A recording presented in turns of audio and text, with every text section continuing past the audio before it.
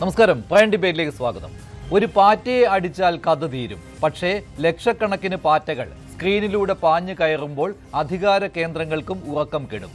ഇതൊരു ട്രോൾ മാത്രമാണോ, അതോ ഡിജിറ്റൽ തലമുറയുടെ അടങ്ങിയിരിക്കുന്ന കോപത്തിന്റെ പുതിയ ഭാഷയോ? രാജ്യമെങ്ങും ഇപ്പോൾ ചർച്ചയായിരിക്കുന്നത് കോക്രോച്ച് ജനതാ പാർട്ടി എന്ന ഈ വിചിത്ര രാഷ്ട്രീയ സാമൂഹിക ട്രെൻഡ്. ഒരു മീമായി തുടങ്ങിയതെന്ന് കരുതി 1ൽ നിന്ന് 10, 10ൽ നിന്ന് 100, 100ൽ നിന്ന് 1000, അങ്ങനെ കോടികളിലെത്തിയ ഡിജിറ്റൽ പാറ്റപ്പട. എക്സ് അക്കൗണ്ട് പൂട്ടിച്ചിട്ടും വീണ്ടും തിരിച്ചു വരുന്നു. ഇവിടെ ഏറ്റവും അപകടകരമായ ചോദ്യം മറ്റൊന്നാണ്. തൊഴിലില്ലായ്മയും രാഷ്ട്രീയ നിരാശയും അനുഭവിക്കുന്ന യുവാക്കളെ ഇത്തരം വൈറൽ പ്രതിഷേധങ്ങൾ എത്ര വേഗം ആകർഷിക്കും? അതുകൊണ്ടാണ് ചില ദേശീയ നേതാക്കൾ പോലും ഈ ഡിജിറ്റൽ അസ്വസ്ഥതയെ ലഘുവായി കാണാതെ സംസാരിക്കാൻ തുടങ്ങിയത്. പ്രതിഷേധ മനോഭാവത്തെ രാഷ്ട്രീയ ഊർജ്ജമാക്കാനുള്ള ശ്രമങ്ങൾ നടക്കുന്നുവെന്ന വിലയിരുത്തലും ശക്തമാവുകയാണ്. പക്ഷേ അരാഷ്ട്രീയ ട്രെൻഡ് എന്ന് പറഞ്ഞ് ഇതിനെ വെറും വിനോദമായി തള്ളിക്കളയാനാകുമോ? കേന്ദ്ര സർക്കാരിനും ആശങ്കയുണ്ട്. സാമൂഹ്യ മാധ്യമങ്ങളുടെ നിയന്ത്രണമില്ലാത്ത വളർച്ച, അജ്ഞാത അക്കൗണ്ടുകൾ, വൈറൽ പ്രചാരണങ്ങൾ, ഇവയ്ക്കിടയിലൂടെ രാജ്യവിരുദ്ധ ശക്തികൾ നുഴഞ്ഞു കയറില്ലേ? യുവാക്കളുടെ അസന്തോഷത്തെ ഉപയോഗിച്ച് ഡിജിറ്റൽ വിപ്ലവ മനോഭാവം സൃഷ്ടിക്കപ്പെടുക, ഇതാണ് ഇപ്പോൾ സുരക്ഷാ ഏജൻസികൾ വരെ നിരീക്ഷിക്കുന്ന പ്രധാന വിഷയം. അതിനാൽ ചോദ്യം ഇതാണ്: ഇത് വെറും പാറ്റകളുടെ ട്രോൾ രാജ്യമോ, അല്ലെങ്കിൽ ഇന്ത്യയിലെ പുതിയ തലമുറയുടെ സിസ്റ്റം വിരുദ്ധ നിലവിളിയോ? പാറ്റകൾ സ്ക്രീനിൽ പെരുകുമ്പോൾ രാഷ്ട്രീയവും മാറിത്തുടങ്ങുകയാണോ? പ്രൈം ഡിബേറ്റ് ചർച്ച ചെയ്യും.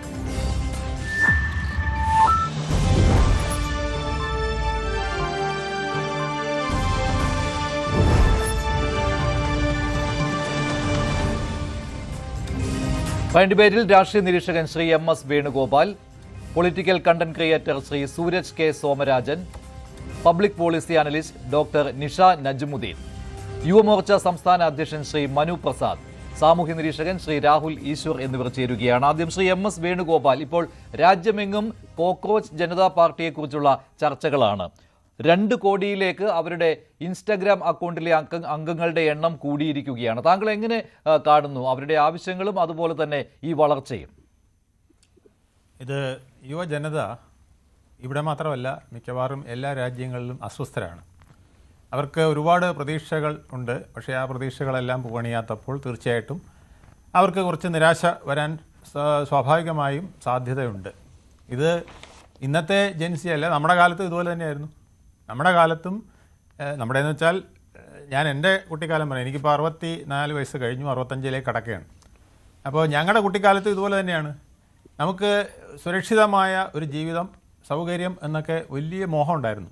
അപ്പോൾ ഞങ്ങളന്ന് കണ്ടിരുന്നത്, ജർമ്മനിയിൽ നിന്ന് ഇതുപോലത്തെ ഒരാൾ ഒരു കാര്യം പറഞ്ഞു. ലോകത്ത് അതാദ്യമായിട്ട് റഷ്യയിൽ നടപ്പിലാക്കി.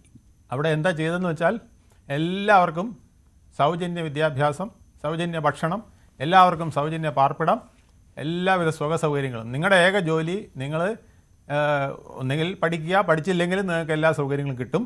പിന്നെ ഒരു കല്യാണം കഴിക്കുക, കുട്ടികളെ സൃഷ്ടിക്കുക, കുട്ടികളെ സർക്കാരിന് കൊടുക്കുക, സർക്കാർ വളർത്തിക്കോളും. പിന്നെയും കുട്ടികളെ സൃഷ്ടിക്കുക, അതും സർക്കാരിന് കൊടുക്കുക, സർക്കാർ വളർത്തിക്കോളും. ആ പാർട്ടിയുടെ പേരായിരുന്നു കമ്മ്യൂണിസ്റ്റ് പാർട്ടി. അത് നമ്മൾ ലോകം മുഴുവൻ പടർന്നു. ഒരിടത്ത് മാത്രമല്ല, അത് റഷ്യയിൽ വന്നു, പിന്നെ ചൈനയിൽ വന്നു, പിന്നെ യുഗോസ്ലാവിയ, ചെക്കോസ്ലോവാക്യ, ഹംഗറി, അങ്ങ് പോയി ഏതാണ്ട് ലോകത്തിൻ്റെ മുഴുവൻ എത്തുമെന്നുള്ള പ്രതീക്ഷ വരെ വളർത്തിയതാണ്. അത് കഴിഞ്ഞപ്പോൾ പിന്നെ അതിന് ഗ്ലാസ്നോസ്കും പെരിസ്കോയ്ക്കൊക്കെ വന്ന് പിന്നെ ഒന്നൊന്നായിട്ട് താഴെ വീഴാൻ തുടങ്ങി. അപ്പോഴാണ് നമുക്ക് കഥ മനസ്സിലായത്, ചുളുവിലി കാര്യങ്ങളൊന്നും പറ്റില്ല. സൗജന്യ വിദ്യാഭ്യാസം എന്ന് പറയുന്നത് ഒരു പരിധിവരെ നമുക്ക് പറ്റും. 100% ലോക ക്ലാസിക്കായിട്ടുള്ള സൗജന്യ വിദ്യാഭ്യാസം, ലോക ക്ലാസിക്കായ ആരോഗ്യ സംരക്ഷണം, നമുക്ക് നല്ല 1-ാം തരം പാർപ്പിടം, ഇങ്ങനെ തുടങ്ങി രാജ്യത്തിൻ്റെ മോസ്റ്റ് മോഡേൺ ഡെവലപ്മെൻറ്റ്, ഏറ്റവും ഉത്തമമായ യൂണിവേഴ്സിറ്റികൾ എല്ലാ ജില്ലകളിലും, ഇങ്ങനെയൊക്കെ നമുക്ക് സ്വപ്നം കാണാൻ കഴിയും. ഇത് പണ്ട് ഇപ്പം പിന്നെ നമ്മുടെ തുടങ്ങിയിരിക്കുന്ന ആൾ അനുജിത് ദീപ്ക ആണെങ്കിൽ, അന്ന് ഈ കാര്യങ്ങൾ പറഞ്ഞ ആളിൻ്റെ പേരാണ് നമ്മുടെ ദാസ് ക്യാപിറ്റൽ എഴുതിയ നമ്മുടെ ദാസ് ക്യാപിറ്റലിൻ്റെ സൃഷ്ടാവ് കാറൽ മാർക്സ്. കാറൽ മാർക്സിൻ്റെ അതേ സിദ്ധാന്തം ലോകം മുഴുവൻ നടപ്പിലാക്കി. ആ സിദ്ധാന്ത പ്രകാരം ലോകത്തെ മിക്ക രാജ്യങ്ങളും, ഇന്ദിരാഗാന്ധി എന്തിനാണ് സോഷ്യലിസം ഇവിടെ ഭരണഘടനയിൽ കയറ്റിയതെന്ന് ചോദിച്ചാൽ അതിൻ്റെ പ്രധാന കാരണമായിട്ട് പറയുന്നത് ഇവിടെ ഖരീബി കടാവോ എന്ന് പറയുന്ന കാര്യം പല പ്രാവശ്യം നടത്തിയിട്ടും നടന്നില്ല.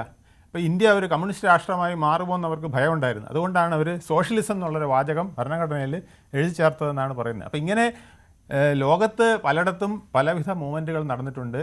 കുട്ടികൾ ഇതിലൊക്കെ ആകർഷകരാകും. കാരണം അവർക്ക് ആ കാലഘട്ടം അങ്ങനെയാണ്. അവരുടെ ഒരു 30 വയസ്സ് വരെ വരുന്ന ഒരു കാലഘട്ടം എന്ന് പറയുന്നത് ഭയങ്കരമായ പ്രതീക്ഷകളും എന്നാൽ അതെല്ലാം പൂവണിയിക്കാൻ കഴിയാത്ത ഒരു അക്കൗണ്ട് പൂട്ടിച്ചതിനെ കുറിച്ച് താങ്കളുടെ ഒരു അഭിപ്രായം എങ്ങനെയാണ്? രാജ്യസുരക്ഷയ്ക്ക് ഭീഷണി എന്നുള്ളതാണ് കേന്ദ്ര അന്വേഷണ ഏജൻസികളുടെ കണ്ടെത്തൽ, അല്ലേ? സുരക്ഷാ ഏജൻസികളുടെ കണ്ടെത്തൽ. അതുകൊണ്ടാണല്ലോ എക്സ് അക്കൗണ്ട് പൂട്ടിച്ചത്. പക്ഷേ ഇൻസ്റ്റയിൽ വലിയ വളർച്ചയാണ്. സ്വാഭാവികമായിട്ടും ഇൻസ്റ്റയിലേക്കും കേന്ദ്ര ഏജൻസികളുടെ പിടി വന്നേക്കും. കേന്ദ്ര മന്ത്രാലയങ്ങൾ ഇത് നിരീക്ഷിച്ചുകൊണ്ടിരിക്കുകയും ആണ്. അപ്പോൾ അതിനെ താങ്കൾ എങ്ങനെയാണ് കാണുന്നത്? ഇങ്ങനെയൊരു നിരാശയിൽ നിന്ന് ഉടലെടുത്ത, അല്ലെങ്കിൽ ഈ അതിൽ തന്നെ പറയുന്നുണ്ട് മടിയുള്ളവരുടെ കൂടി പാർട്ടി എന്നുള്ള രീതിയിലാണ് പറയുന്നത്. അപ്പോൾ ഇവർക്ക് ഈ പുതിയ ലോകം എന്ന സ്വപ്നത്തിൽ, ഇല്ലേ, രാജ്യത്തെ മാറ്റിമറിക്കുന്നതിന് വേണ്ടി സ്വപ്നം കണ്ടുകൊണ്ട് ഇത്തരമൊരു പാർട്ടി സാമൂഹ്യ മാധ്യമങ്ങളിൽ രൂപീകരിക്കുന്നു. അതിന് കുറെ ലക്ഷ്യങ്ങൾ വരുന്നു, അവരുടെ ആവശ്യങ്ങൾ വരുന്നു. ഇപ്പോൾ കേന്ദ്രമന്ത്രി ധർമ്മേന്ദ്ര പ്രധാൻ രാജിവെക്കണം എന്നുള്ള വലിയൊരു ആവശ്യം കൂടിയുണ്ട് നീറ്റ് ക്രമക്കേടിന്റെ പശ്ചാത്തലത്തിൽ. അപ്പോൾ ഇതിനെ നേരിടുന്നതിന് വേണ്ടി ഇവരുടെ അക്കൗണ്ട് തന്നെ പൂട്ടിക്കുന്നു എന്ന രീതിയിലുള്ള കേന്ദ്രത്തിന്റെ ഇടപെടൽ, അതിനെ താങ്കൾ എങ്ങനെ കാണുന്നു? ഏത് സാധനം പെട്ടെന്ന് നമ്മൾ നിരോധിക്കാൻ പോയാലും അതിനകത്ത് അതിനേക്കാൾ ശക്തിയിൽ ഉയർന്നു വരാനായിട്ടുള്ള ഒരു ട്രെൻഡ് വരിക സ്വാഭാവികമാണ്. അത് ഇന്ന് മുതലല്ല, പണ്ട് കാലം മുതലേ ഉള്ള ഒരു രീതിയാണ്. നമ്മൾ ഏതിനെയും പെട്ടെന്ന് നിരോധിക്കുന്നതിന് പകരം അതിലെ അപാകതകൾ എന്താണ്, അതിൻ്റെ പ്രശ്നങ്ങൾ എന്താണെന്ന് ജനങ്ങളെ മനസ്സിലാക്കി കൊടുത്തിട്ട് അതിലെ അംഗങ്ങൾക്ക് തന്നെ കുറേ കൂടെ ബോധ്യമാക്കി കൊടുത്തിട്ട് ഈ പറയുന്ന സ്വപ്നങ്ങളെല്ലാം യാഥാർത്ഥ്യമാക്കാൻ കഴിയുമോ അതോ വെറും സ്വപ്നങ്ങളാണോ? ഇതിപ്പോൾ ഇന്ത്യ ഒരു സ്വർഗമാക്കണം എന്ന് പറയുന്നതിന് തുല്യമാണ്. ആർക്കും സ്വർഗമാക്കാനാണോന്ന് ആഗ്രഹിക്കാം. പക്ഷേ സ്വർഗമാക്കണമെങ്കിൽ നമ്മൾ ലേസി ആയിരുന്നാൽ പോരല്ലോ. നമ്മൾ ഒരുപാട് അധ്വാനം ചെയ്താൽ മാത്രമേ നമുക്ക് ഈ ഇന്ത്യയെ സ്വർഗമാക്കാൻ കഴിയുള്ളൂ. അപ്പോൾ ഗാന്ധിജി പണ്ട് മുതലേ പറയുന്നതാണ്. ഗാന്ധിജിക്ക് ഈ സോഷ്യൽ മീഡിയ ഒന്നും അറിഞ്ഞുകൂടായിരുന്നു. ഈ സോഷ്യൽ മീഡിയയുടെ ഒരു പ്രത്യേകത പറയുന്നത് അറിയാമോ? Content is A fire, social media is like gas line എന്നാണ്. ആ കറക്റ്റ് കണ്ടന്റ് ഈ ഗ്യാസ് ലൈനിൽ ഇട്ട് കൊടുത്താൽ കത്തി പടരും. അതാണിപ്പോൾ സംഭവിച്ചിരിക്കുന്നത്. 2 കോടിയിലേക്ക് എത്തിയിരിക്കുകയാണ്. അത് ഇനിയും കൂടാനുള്ള സാധ്യതയുണ്ട്. കാരണം കറക്റ്റ് കണ്ടന്റാണ് കൊടുത്തിരിക്കുന്നത്. കാരണം വലിയൊരു നിരാശയിൽ നിൽക്കുന്ന ഒരു ജനവിഭാഗത്തിന് മൊത്തം കറക്റ്റായിട്ടുള്ള കണ്ടന്റ് കിട്ടിയിരിക്കുകയാണ്. അപ്പോൾ അത് കറക്റ്റായിട്ട് ഫയർ ചെയ്ത് കയറാനുള്ള ഒരു പൈപ്പ് ലൈനാണ് ഈ സോഷ്യൽ മീഡിയ എന്ന് പറയുന്നത്. അതിലൂടെ ശക്തമായിട്ടിത് കയറാൻ സാധ്യതയുണ്ട്. ആ ശക്തമായ കയറ്റത്തിൽ പലവിധ പ്രശ്നങ്ങളുണ്ടാകും. അതിലൊന്നാണ് ഈ രാജ്യസുരക്ഷ പറയുന്നത്. കാരണം എല്ലാ കുട്ടികളും പെട്ടെന്ന് ഒറ്റ ദിവസം കൊണ്ട് ഇതെല്ലാം നടപ്പിലാക്കണമെന്നൊരു ധാരണ വന്നാൽ, നമുക്ക് അങ്ങനെ ഒരു ധാരണ ആർക്കും കൊടുക്കാൻ പാടില്ല. ഒറ്റ രാത്രി കൊണ്ട് നമ്മൾ, അല്ലെങ്കിൽ ഏതാനും എൻ്റെ കൂടെ ചേർന്നാൽ ഞാൻ ഈ ഇന്ത്യയെ സ്വർഗമാക്കും എന്ന് പറഞ്ഞാൽ അതിൽ ഒരു തട്ടിപ്പുണ്ട്. നമ്മൾ ഒരുപാട് തട്ടിപ്പുകൾ ലോകത്ത് കാണുന്നതാണല്ലോ. എല്ലാം ഈ വാണിജ്യവൽക്കരിക്കുന്ന കാലത്ത് ഇപ്പോൾ പൊളിറ്റിക്സ് വാണിജ്യവൽക്കരിച്ചുകൊണ്ടിരിക്കുകയാണ്. ആ വാണിജ്യവൽക്കരണത്തിൻ്റെ ഭാഗമായി എല്ലാ രാഷ്ട്രങ്ങളും, ഡെമോക്രാറ്റിക് എന്ന് പറയുന്ന രാഷ്ട്രങ്ങളിൽ പലയിടത്തും ചെയ്തുകൊണ്ടിരിക്കുന്നത് ഇത്തരത്തിലുള്ള പ്രക്രിയകളാണെന്ന് നമ്മൾ കണ്ടിട്ടുണ്ട്. ഇത് അവസാനം ഒരു കെയോസിൽ ചെന്നെത്തുമോ എന്ന് ഭയപ്പെടുന്ന സാഹചര്യത്തിലാണ് രാജ്യസുരക്ഷയെക്കുറിച്ച് കേന്ദ്ര സർക്കാർ വ്യാകുലപ്പെടുന്നത്.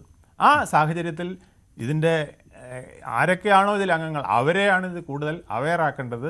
നമ്മൾ ചെന്നുപെടുന്നത് എവിടെയാണെന്നുള്ളത് നമ്മൾ മനസ്സിലാക്കി. ശരി, പൊളിറ്റിക്കൽ കണ്ടന്റ് ക്രിയേറ്റർ കൂടിയാണ് ശ്രീ സൂരജ് കെ സോമരാജൻ. അദ്ദേഹം ഗൾഫിലാണ് ഉള്ളത്. ഗൾഫ് എവിടെയാണ് സൂരജ് ഉള്ളത്? ഞാൻ കുവൈറ്റിലാണ്. ശരി, എന്താണ് താങ്കൾ ഇതിലൂടെ ഉദ്ദേശിക്കുന്നത്? എന്താണ് ഈ പൊളിറ്റിക്കൽ കണ്ടന്റ് ക്രിയേറ്റർ എന്നുള്ള ഒരു കാര്യമാണല്ലോ താങ്കൾ ചെയ്തുകൊണ്ടിരിക്കുന്നത്. എങ്ങനെ കാണുന്നു താങ്കൾ? ഇപ്പോൾ MS വേണുഗോപാൽ ഇതിനെ ആശങ്കയോട് കൂടിയാണ് കോക്രോച്ച് ജനതാ പാർട്ടിയെ കാണുന്നത്. താങ്കൾ പക്ഷേ അതിനോട് സജീവമായി ഇടപെടുന്നയാൾ കൂടിയാണല്ലോ. അതെ, കാരണം ഇതിപ്പോ നമ്മളായിട്ട് ഉണ്ടാക്കിക്കൊണ്ട് വന്നൊരു കാര്യമല്ല. ഇത് കുറെ കാലമായിട്ട് ഇവിടെ ഉള്ള ഒരു കാര്യം തന്നെയാണ്. അതിനെ ആണ് ആൾക്കാർ എതിർത്തുകൊണ്ടിരിക്കുന്നത്. അതായത് ഇപ്പോഴത്തെ യുവജനങ്ങൾ, അവർക്കൊരു പ്ലാറ്റ്ഫോം ഉണ്ട്. ഇപ്പൊ എക്സ് പോലെ അല്ലെങ്കിൽ ഇൻസ്റ്റഗ്രാം പോലെയുള്ള പ്ലാറ്റ്ഫോമുകളിലൂടെയാണ് കൂടുതലായിട്ട് സജീവമായിട്ട് യുവജനങ്ങൾ പ്രതികരിച്ചുകൊണ്ടിരിക്കുന്നത്. അപ്പൊ അങ്ങനെ ഒരു പ്ലാറ്റ്ഫോമിൽ നമ്മൾ പുതിയതായിട്ടുള്ള കാര്യങ്ങളൊന്നും പറയുന്നില്ല. നേരത്തെ ആൾക്കാർ ഇപ്പൊ ഇടതുപക്ഷ പാർട്ടികളും കോൺഗ്രസ് പാർട്ടികളും ഒക്കെ പറഞ്ഞുകൊണ്ടിരിക്കുന്ന കാര്യങ്ങൾ തന്നെയാണ് അവരും പറയുന്നത്. അല്ലാതെ പുതിയ കാര്യങ്ങളൊന്നും ഇവിടെ പറയുന്നില്ല. ഇതിന് ഈ ആം ആദ്മി പാർട്ടിയുടെ ഒരു ബാക്കിംഗ് ഉണ്ട്. ആം ആദ്മി പാർട്ടി ഇപ്പോൾ പിന്നോട്ടടിച്ചിരിക്കുകയാണല്ലോ. അവരുടെ ഉദ്ദേശ ലക്ഷ്യങ്ങളിൽ നിന്ന് അവർ വ്യതിചലിച്ച് പോകുന്നു. അതിലെ കുറെ നേതാക്കൾ BJP-യിലേക്ക് പോകുന്നു. അപ്പോൾ അവരുടെ ഒരു ബാക്കപ്പ് ഉണ്ട് എന്നുള്ള കാര്യം അതിന് അങ്ങനെ ഉണ്ടോ? താങ്കളൊരു പൊളിറ്റിക്കൽ കണ്ടന്റ് ക്രിയേറ്റർ ആണല്ലോ. അതെ അതെ, ഇതിനകത്ത് ഒരു പാർട്ടിക്കോ ഒരു വ്യക്തിക്കോ, ഇപ്പൊ ഞാൻ ഇവിടെ ഇരുന്നുകൊണ്ട് സംസാരിക്കുന്നു. ഇപ്പം ഈ പറഞ്ഞ കോക്രോച്ച് ജനതാ പാർട്ടി എന്ന് പറയുന്ന പാർട്ടിക്ക് ഒരു ഹെഡ്ക്വാർട്ടേഴ്സ് ഇല്ല, ഒരു പ്രത്യേക സിസ്റ്റം ഇല്ല. ഇവിടെ എന്താണ് വൈഫൈ ഉള്ളത് എവിടെയാണോ അവിടെയാണ് ആസ്ഥാനം എന്നാണല്ലോ അല്ലെ? അങ്ങനെ തന്നെയാണ് പറയുന്നത്. വൈഫൈ എവിടെ ഉണ്ടോ അവിടെയാണ് നമ്മുടെ ഹെഡ്ക്വാർട്ടേഴ്സ്. അതായത് നമ്മളെല്ലാം നേരത്തെ മുതൽ പറഞ്ഞുകൊണ്ടിരിക്കുന്ന കാര്യങ്ങൾ തന്നെയാണ്, അല്ലാതെ പുതിയതായിട്ട് ഇവിടെ ഒന്നും നമ്മൾ കൊണ്ടുവന്നിട്ടില്ല. ഒരു ആന്റി ഇന്ത്യൻ പ്രോഗ്രാമുകൾ നമ്മൾ പ്ലാൻ ചെയ്യുന്നില്ല, അല്ലെങ്കിൽ പറഞ്ഞിട്ടില്ല. ഈ സോഷ്യൽ മീഡിയ വഴി ഏതെങ്കിലും തരത്തിലുള്ള രാജ്യദ്രോഹപരമായ പ്രവർത്തനങ്ങൾ എന്തെങ്കിലും നടത്തായിട്ട് ഏതെങ്കിലും ഒരു തെളിവ് നിങ്ങൾക്ക് തരാൻ കഴിയുമോ? പക്ഷേ ഇത് അല്ലല്ല, കേന്ദ്രത്തിന്റെ ഏജൻസികൾ, കേന്ദ്ര സുരക്ഷാ ഏജൻസികൾ കരുതുന്നത്, അല്ലെങ്കിൽ അവർ കണ്ടെത്തുന്ന കാര്യങ്ങൾ, അതുകൊണ്ടാണല്ലോ ഈ പൂട്ടൽ വരുന്നത്. അത് ഇതിൽ അംഗങ്ങളായി വരുന്നവരെ കുറിച്ചാണ്. അത് നിങ്ങൾക്ക് പോലും അറിയാൻ കഴിയില്ലല്ലോ ആരൊക്കെയാണ് അംഗങ്ങളായി വരുന്നത് എന്ന്, എവിടെ നിന്നൊക്കെയാണ് അംഗങ്ങളായി കൂടുന്നത്. കാരണം ഈ സാമൂഹ്യ മാധ്യമ പ്ലാറ്റ്ഫോമാണ്, അവർക്ക് വിസിബിലിറ്റി ഇല്ല. അംഗങ്ങളെ ഇതൊരു സോഷ്യൽ മീഡിയ പ്ലാറ്റ്ഫോമാണ്. ഞാൻ ആദ്യമേ പറഞ്ഞു തരാം, ഇതൊരു സോഷ്യൽ മീഡിയ പ്ലാറ്റ്ഫോമാണ്. ഇപ്പൊ ഞാനൊരു കോണ്ടന്റ് ക്രിയേറ്റർ ആണ്. എനിക്ക് ഇന്ത്യയിൽ നിന്നും മാത്രമേ ഫോളോവേഴ്സ് ഉണ്ടാവണം എന്ന് എനിക്ക് പറയാൻ കഴിയുമോ? ഫോളോവേഴ്സ് എവിടെ നിന്ന് വരുന്നു? ഇതൊരു സോഷ്യൽ മീഡിയ പ്ലാറ്റ്ഫോം അല്ലേ? ഏതൊക്കെ തന്നെയുമല്ല, ഇപ്പൊ ഒരു സ്ക്രീൻഷോട്ട് പ്രചരിക്കുന്നുണ്ട്. ഈ സ്ക്രീൻഷോട്ടിന്റെ സത്യാവസ്ഥ നിങ്ങൾ അന്വേഷിച്ചിട്ടുണ്ടോ? ഏതാണ് ഈ സ്ക്രീൻഷോട്ട് വ്യാജമാണോ ഒറിജിനലാണോ എന്ന് ആരാണ് പ്രൂവ് ചെയ്തത്? ഏതിന്റെ താങ്കൾ ഉദ്ദേശിക്കുന്നത് സൂരജ്? ഇപ്പൊ ഈ പറഞ്ഞ 49% പാകിസ്ഥാനിൽ നിന്നാണെന്ന് പറഞ്ഞിട്ട് സ്ക്രീൻഷോട്ട് ഷെയർ ചെയ്യുന്നുണ്ടല്ലോ കുറെ ആൾക്കാർ. അത് സ്വാഭാവികമായിട്ടും കേന്ദ്ര ഏജൻസികൾ വിലയിരുത്തിയിട്ടുണ്ടാവുമല്ലോ. അവരതിന്റെ ഡീറ്റെയിൽസ് പുറത്തുവിട്ടിട്ടില്ല എന്നാണ് ഉള്ളൂ. അത് നമുക്ക് നിങ്ങൾക്കും പറയാൻ പറ്റില്ല. അത് ആണോ അല്ലയോ എന്ന് നിങ്ങൾക്കും പറയാൻ പറ്റുമോ സൂരജ്? അത് ഇനി പാകിസ്ഥാനിൽ നിന്നാണോ അല്ലയോ എന്നുള്ള കാര്യം നിങ്ങൾക്കും പറയാൻ പറ്റില്ലല്ലോ. എനിക്ക് പറയാൻ കഴിയില്ല. പക്ഷെ നിങ്ങൾക്ക് എങ്ങനെ പറയാൻ കഴിയുന്നത് ഇത് ഒറിജിനൽ? കേന്ദ്ര ഏജൻസികൾ നിരീക്ഷിച്ചിട്ടുണ്ടാവുമല്ലോ. അതാണ് ക്രിയേറ്റ് ചെയ്ത് തരാമല്ലോ. അല്ല, അതിന്റെ ആശങ്കയുടെ എലമെന്റ് ആയിട്ട് കാണുന്നതാണ്. ഇത് എവിടെ നിന്നാണ് എന്നുള്ളത് കൃത്യമായിട്ട് അറിയാൻ പറ്റുന്നില്ല. ആശങ്കപ്പെടാൻ വേണ്ടി ഞങ്ങൾ ഇവിടെ ആന്റി ഇന്ത്യൻ ക്യാമ്പയിൻ ഒന്നും നടത്തുന്നില്ല. ഇവിടെ ഇടതുപക്ഷ പാർട്ടികളും കോൺഗ്രസും ഒക്കെ വർഷങ്ങളായി പറഞ്ഞുകൊണ്ടിരിക്കുന്ന കാര്യങ്ങളൊക്കെ തന്നെ ഞങ്ങൾ പറയുന്നുള്ളൂ. അല്ലാതെ വേറെ എന്തെങ്കിലും പുതിയതായിട്ട് പറയുന്നുണ്ടോ? ഇവിടെ നീറ്റ് എക്സാമില് ഇത്രയും വലിയൊരു ചോദ്യപേപ്പർ ചോർച്ച അതിനെതിരെ ഈ എഡ്യൂക്കേഷൻ മിനിസ്റ്റർക്ക് ഒരു ഉത്തരവാദിത്വം ഇല്ലെന്ന് പറഞ്ഞാൽ അതെങ്ങനെയാണ് ആന്റി ഇന്ത്യൻ ആവുന്നത്? ഈ തീവ്രവാദ സ്വഭാവമുള്ള ഒരു ചോദ്യമാണോ അത്? ഇവിടുത്തെ യുവജനങ്ങൾക്ക് പ്രതികരിക്കാൻ യാതൊരു അർഹതയുമില്ലേ? അല്ല, ഇത് ചോദ്യമാണ്, എനിക്കറിയില്ല. അത് പ്രധാനപ്പെട്ട ഒരു കാര്യമാണ്. അല്ല, ധർമ്മേന്ദ്ര പ്രധാന്റെ രാജി നിങ്ങൾ ആവശ്യപ്പെടുന്നത് അത് രാജ്യം ആവശ്യപ്പെടുന്ന ഒരു കാര്യം തന്നെയാണ്. പക്ഷേ ഞാൻ പറഞ്ഞതും MS വേണുഗോപാൽ പറഞ്ഞതും അല്ല നിങ്ങളുടെ ഈ ആവശ്യത്തിന്മേലല്ല പറഞ്ഞത്. ഇതിന്മേൽ ആരൊക്കെ നമ്മുടെ രാജ്യത്തെ യുവാക്കളുടെ ആവശ്യത്തിന്മേൽ അത് മുതലെടുത്തുകൊണ്ട് ആരൊക്കെ കടന്നു കയറും എന്നുള്ള കാര്യമാണ്. അതുകൊണ്ടല്ലോ നിങ്ങളും അത് ആശങ്കയോട് കൂടിയായിരിക്കുമല്ലോ കാണുന്നത്. ആരെങ്കിലും മുതലെടുക്കുന്നെന്ന് കരുതി ഇന്ത്യയിലെ യുവജനങ്ങൾക്ക് പ്രതികരിക്കരുതെന്ന് പറയാൻ നിങ്ങൾക്ക് അത് അപകടകരമാണ് കേട്ടോ. അത് അപകടകരമാണ്. നിങ്ങളെ ടൂളായിട്ട് ഉപയോഗിക്കും. നിങ്ങളെ അവർ ടൂളായിട്ട് ഉപയോഗിക്കും. അല്ല, അത് നെഗറ്റീവായിട്ട് മാറും. അല്ല, അത് നെഗറ്റീവായിട്ട് മാറും. സുരജ്, ഇതിനകത്തെ പ്രശ്നം എന്നറിയാമോ? നിങ്ങൾ ഇവിടെ സ്വർഗം സൃഷ്ടിക്കുമെന്ന് പറഞ്ഞ് ജൻസികളെ മുഴുവൻ ഇളക്കി വിടുകയാണ്. എന്നിട്ട് പറയാണ് നിങ്ങൾ ലേസി ആയിട്ട് ഇരുന്നാൽ സ്വർഗം ഇങ്ങനെ തനിയെ വരുമെന്ന്. അല്ല, അതിനകത്ത് നിങ്ങൾ പറഞ്ഞിരിക്കുന്ന അതിലെ മുഴുവൻ ഇൻഫർമേഷൻ അതാണെന്നേ. ബെസ്റ്റ് ഹെൽത്ത്, പിന്നെ ലോകോത്തര ഹെൽത്ത് ഫെസിലിറ്റി, ലോകോത്തര എഡ്യൂക്കേഷൻ, ലോകോത്തര ലാബ് ഫെസിലിറ്റി, ഇങ്ങനെ എല്ലാം ലോകോത്തരമായി വരുമ്പോൾ പറയുന്നത് മുഴുവനായിട്ട് കേൾക്കാൻ ശ്രമിക്കുക. ഒരു കാര്യം പറയാം, കാരണം ഇവിടെ നിങ്ങൾക്കിപ്പോ ഈ പറയുന്ന രാജ്യ സുരക്ഷയെ സംബന്ധിച്ച വിഷയങ്ങൾ ഇപ്പൊ പൊതുജനങ്ങളുടെ കയ്യിലിരിക്കുന്ന കാര്യങ്ങൾ, അത് ഗവൺമെന്റിന്റെ കാര്യമാണ്. രാജ്യസുരക്ഷയായി തന്നെ കണ്ട് അതിനുള്ള നടപടികൾ എടുക്കുക എന്ന് കരുതി യുവജനങ്ങള് പ്രതികരിക്കുന്നതിനെ നിങ്ങൾ അടിച്ചമർത്താൻ ശ്രമിക്കുന്നത് എന്തിനാണ്? ഇന്നലെ ഞങ്ങളുടെ കൂടെയുള്ള 4-5 പേരുടെ അക്കൗണ്ടുകളാണ് രാത്രി 4-5 തവണ, ഞാൻ വേണമെങ്കിൽ തെളിവ് സഹിതം തരാം, ഹാക്ക്ഡ് എന്ന് പറഞ്ഞ് കാണിച്ചേ. നിങ്ങൾ ആരെയാണ് ഈ ഹാക്ക് ചെയ്യാൻ ശ്രമിക്കുന്നത്? ഹാക്ക്ഡ് എന്ന് പറഞ്ഞ ഈ രാത്രി 4-5 തവണ അക്കൗണ്ടുകൾ, ഫേസ്ബുക്കും ഇൻസ്റ്റഗ്രാമും അക്കൗണ്ടുകൾ പോയതിനു ശേഷം റിക്കവർ ചെയ്തെടുക്കുകയായിരുന്നു ചെയ്തത്. ഇത് ആർക്ക് വേണ്ടിയാണ്? ആരാണ് ചെയ്യുന്നത്? ഇത് കേന്ദ്ര സുരക്ഷയുടെ ഭാഗമാണോ? അറിയില്ല. ഞങ്ങളൊക്കെ എന്ത് തെറ്റാണ് ചെയ്തേക്കുന്നത്? ശരി, ശ്രീ മനു പ്രസാദ്, ഇത് രാജ്യവിരുദ്ധമായ കാര്യങ്ങളാണ് ഇവർ ചെയ്യുന്നത് എന്നുള്ളതാണല്ലോ ഇപ്പോൾ കേന്ദ്ര സർക്കാർ എക്സ് അക്കൗണ്ട് പൂട്ടുവാൻ കാരണമായത്. അഫ്ഗാനിസ്ഥാനിൽ നിന്ന് ആര് നുഴഞ്ഞു കയറി എന്ത് പ്രവർത്തനം നടത്തിയാലും അവരെ ശിക്ഷിക്കാൻ വേണ്ടി ഞങ്ങൾ കൂടെ ഉണ്ടാവും. ഞങ്ങൾക്ക് യാതൊരു പ്രശ്നവുമില്ല. നിങ്ങൾ ലേസിയാണ്, നിങ്ങൾക്ക് എങ്ങനെ സൂക്ഷിക്കാൻ കഴിയും? കമ്പ്യൂട്ടർ റൂമിൽ ഇരുന്നാണ് കളി മുഴുവൻ. കേന്ദ്ര സർക്കാർ ഇവരെ പേടിക്കുന്നതുകൊണ്ടാണോ? ഈ കൂട്ടായ്മയെ പേടിക്കുന്നതുകൊണ്ടാണോ മനു? പ്രധാനമന്ത്രിയുടെ ഇൻസ്റ്റഗ്രാം അക്കൗണ്ടിന്റെ ഫോളോവേഴ്സിൽ എത്ര പേര് ഇന്ത്യക്കാരുണ്ടെന്നുള്ളത് നിങ്ങൾ ശ്രദ്ധിക്കണ്ടേ? അതിൽ ഇന്ത്യക്കാർ തന്നെയാണോ ഉള്ളത്? സമാധാനത്തോടെ ഇരിക്കണം. മനു, ഓക്കെ, ഇതില് വളരെ ഗൗരവമായി കോക്രോച്ച് ജനതാ പാർട്ടിയുടെ പ്രതിനിധിയോട് സംസാരിക്കുന്ന കണ്ടപ്പോ എനിക്ക് അത്ഭുതം തോന്നി. അദ്ദേഹം മറ്റൊരു രാജ്യത്തിൽ നിന്നുകൊണ്ടാണ് സംസാരിക്കുന്നത്. അദ്ദേഹം പറഞ്ഞത് ഇവിടെ രാജ്യസുരക്ഷയെ ബാധിക്കുന്ന കാര്യമുണ്ടെങ്കിൽ ഞങ്ങൾ എന്തിനു നോക്കണം, അത് നോക്കാനാണല്ലോ ഗവൺമെന്റ്, ഞങ്ങൾക്ക് എന്താണ് ഉത്തരവാദിത്വം എന്നാണ് ഒരു ഇന്ത്യൻ പ്രതിനിധി ചർച്ചയിലിരുന്ന് ഒരു ഉളുപ്പുമില്ലാതെ പറയുന്നത് കേൾക്കുമ്പോൾ ഇതാണ് ഞങ്ങൾ ഭയക്കുന്നതും ഞങ്ങൾ ചോദ്യം ചെയ്യുന്നതും. ഈ രാജ്യത്തിന്റെ സുരക്ഷയെ സംബന്ധിച്ച് ഗവൺമെന്റിന് മാത്രമല്ല, ഓരോ ജനതയ്ക്കും അതിന് കൃത്യമായ ഉത്തരവാദിത്വവും ബോധ്യവും പൊതുബോധവും പൗരബോധവും ഉണ്ടാകണമെന്ന് ആഗ്രഹിക്കുന്നുണ്ട്. അത് നിങ്ങൾക്കില്ല എന്ന് ഈ ചർച്ചയിൽ തുറന്നു സമ്മതിച്ചുകൊണ്ടാണ് നിങ്ങൾ ഈ ചർച്ചയിൽ മുന്നോട്ട് പോകുന്നത്. നിങ്ങൾ പറഞ്ഞത് എന്താണ്? രാജ്യത്തിന്റെ സുരക്ഷയെ ഏതെങ്കിലും തരത്തിൽ ബാധിക്കും, ഞങ്ങൾ എന്തിനു നോക്കണം, ഞങ്ങൾക്കും അതിൽ ഉത്തരവാദിത്വമുണ്ട്. ഇനി നിങ്ങൾ പറഞ്ഞ മറ്റൊരു കാര്യം വളരെ പ്രസക്തമാണ്. രാജ്യത്തിന്റെ ഇന്റലിജൻസ് വിഭാഗങ്ങൾ ഏതെങ്കിലും തരത്തിൽ സുരക്ഷാ ഭീഷണിയുണ്ട്, രാജ്യത്തിന്റെ സുരക്ഷിതത്വത്തിന് പ്രശ്നമുണ്ട് എന്ന് കണ്ടെത്തിയാൽ അവർ എടുക്കേണ്ട നടപടികൾ സ്വീകരിക്കുക തന്നെ ചെയ്യും. അത് ഏതെങ്കിലും ഒരു ഘട്ടത്തിൽ സ്വീകരിക്കാതിരുന്നാൽ ഈ രാജ്യത്തുണ്ടാകുന്ന സുരക്ഷാ പ്രശ്നങ്ങൾക്ക് നിങ്ങൾ വിദേശത്തിരിക്കുമ്പോൾ ഒരുപക്ഷെ വലിയ തോതിൽ ബാധിക്കണമെന്നില്ല. എന്നാൽ സാധാരണക്കാരും പട്ടിണിപ്പാവങ്ങളുമായിട്ടുള്ള ദരിദ്ര ജനവിഭാഗങ്ങളെ, യുവാക്കൾ ഉൾപ്പെടെയുള്ളവർ ഈ രാജ്യത്ത് നേരിടാൻ പോകുന്ന വലിയ പ്രതിസന്ധിക്ക് കണ്ണടച്ചു കൊടുക്കുന്ന ഒരു ഭരണകൂടമായി ഈ രാജ്യത്തെ ഭരണകൂടം മാറാൻ പാടില്ല. മനു, അതിനകത്ത് അവർ ഉന്നയിച്ചിരിക്കുന്ന ഈ ആവശ്യമുണ്ടല്ലോ, ഈ നീറ്റ് പരീക്ഷയിലെ ഈ ക്രമക്കേട് കാരണം ഇത്രയും വിദ്യാർത്ഥികൾക്ക് ദുരിതമുണ്ടായി, അവരുടെ രക്ഷകർത്താക്കളെയും അതിൻ്റെ അകത്തേക്ക് കൂട്ടണം, അവരും ഇപ്പോൾ വലിയ സങ്കടത്തിലാണ്. അപ്പോൾ കേന്ദ്രമന്ത്രി രാജിവെക്കണം, ധർമ്മേന്ദ്ര പ്രധാൻ രാജിവെക്കണം, നിരുത്തരവാദപരമായ സമീപനമാണ് അദ്ദേഹത്തിൽ നിന്ന് ഉണ്ടായിരിക്കുന്നത് എന്നുള്ള ആവശ്യം ന്യായമാണല്ലോ. ആ ആവശ്യമാണ് അവർ പ്രധാനമായിട്ടും ഉന്നയിക്കുന്നത്. ഇപ്പോഴത്തെ അവരുടെ ഏറ്റവും പ്രധാനപ്പെട്ട ആവശ്യം അതാണ്. അത് കണ്ടില്ലെന്ന് നടിക്കുകയാണ്.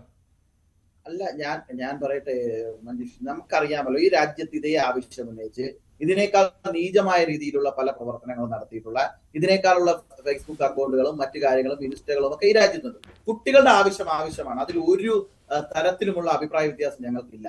നീറ്റുമായി ബന്ധപ്പെട്ട് ഈ രാജ്യത്ത് നടന്നിട്ടുള്ള ക്രമക്കേടുകൾ, ആ ക്രമക്കേടുകൾ അന്വേഷിക്കണമെന്നും ഒരുപക്ഷെ അതിൽ നീറ്റിലെ ചോദ്യപേപ്പർ ചോർന്നുപോയ ചോദ്യപേപ്പറെ കുറിച്ച് പുറത്തു വരാതിരിക്കുകയും ചോർത്തിക്കൊണ്ടുപോയവർ പരീക്ഷ എഴുതുകയും ആ പരീക്ഷയുടെ ഭാഗമായി അവർ ലിസ്റ്റിൽ വരികയും അവർ അഡ്മിഷൻ നേടുകയും ഒക്കെ ചെയ്തിരുന്നെങ്കിൽ ഇതിനേക്കാൾ വലിയ പ്രശ്നങ്ങൾ ഈ രാജ്യത്ത് സംഭവിക്കുമായിരുന്നു.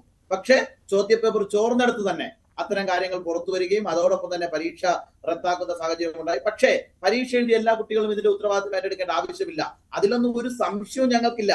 അത്തരം കാര്യങ്ങളിൽ ഞങ്ങൾക്ക് കൃത്യമായ ക്ലാരിറ്റി ഉണ്ട്. ഇനി അതിൽ ആരോപണ വിധേയരായവർക്ക് ആരോപിക്കുന്നവരെ കുറിച്ച് പറയുന്നതിനോ മന്ത്രി രാജിവെക്കണമെന്ന് പറയുന്നതോ മുഖ്യമന്ത്രി രാജിവെക്കണമെന്ന് പറയുന്നതോ പ്രധാനമന്ത്രി രാജിവെക്കണമെന്ന് പറയുന്നതൊന്നും ഈ രാജ്യത്ത് ആദ്യമായി കാണുന്ന ഒന്നല്ല.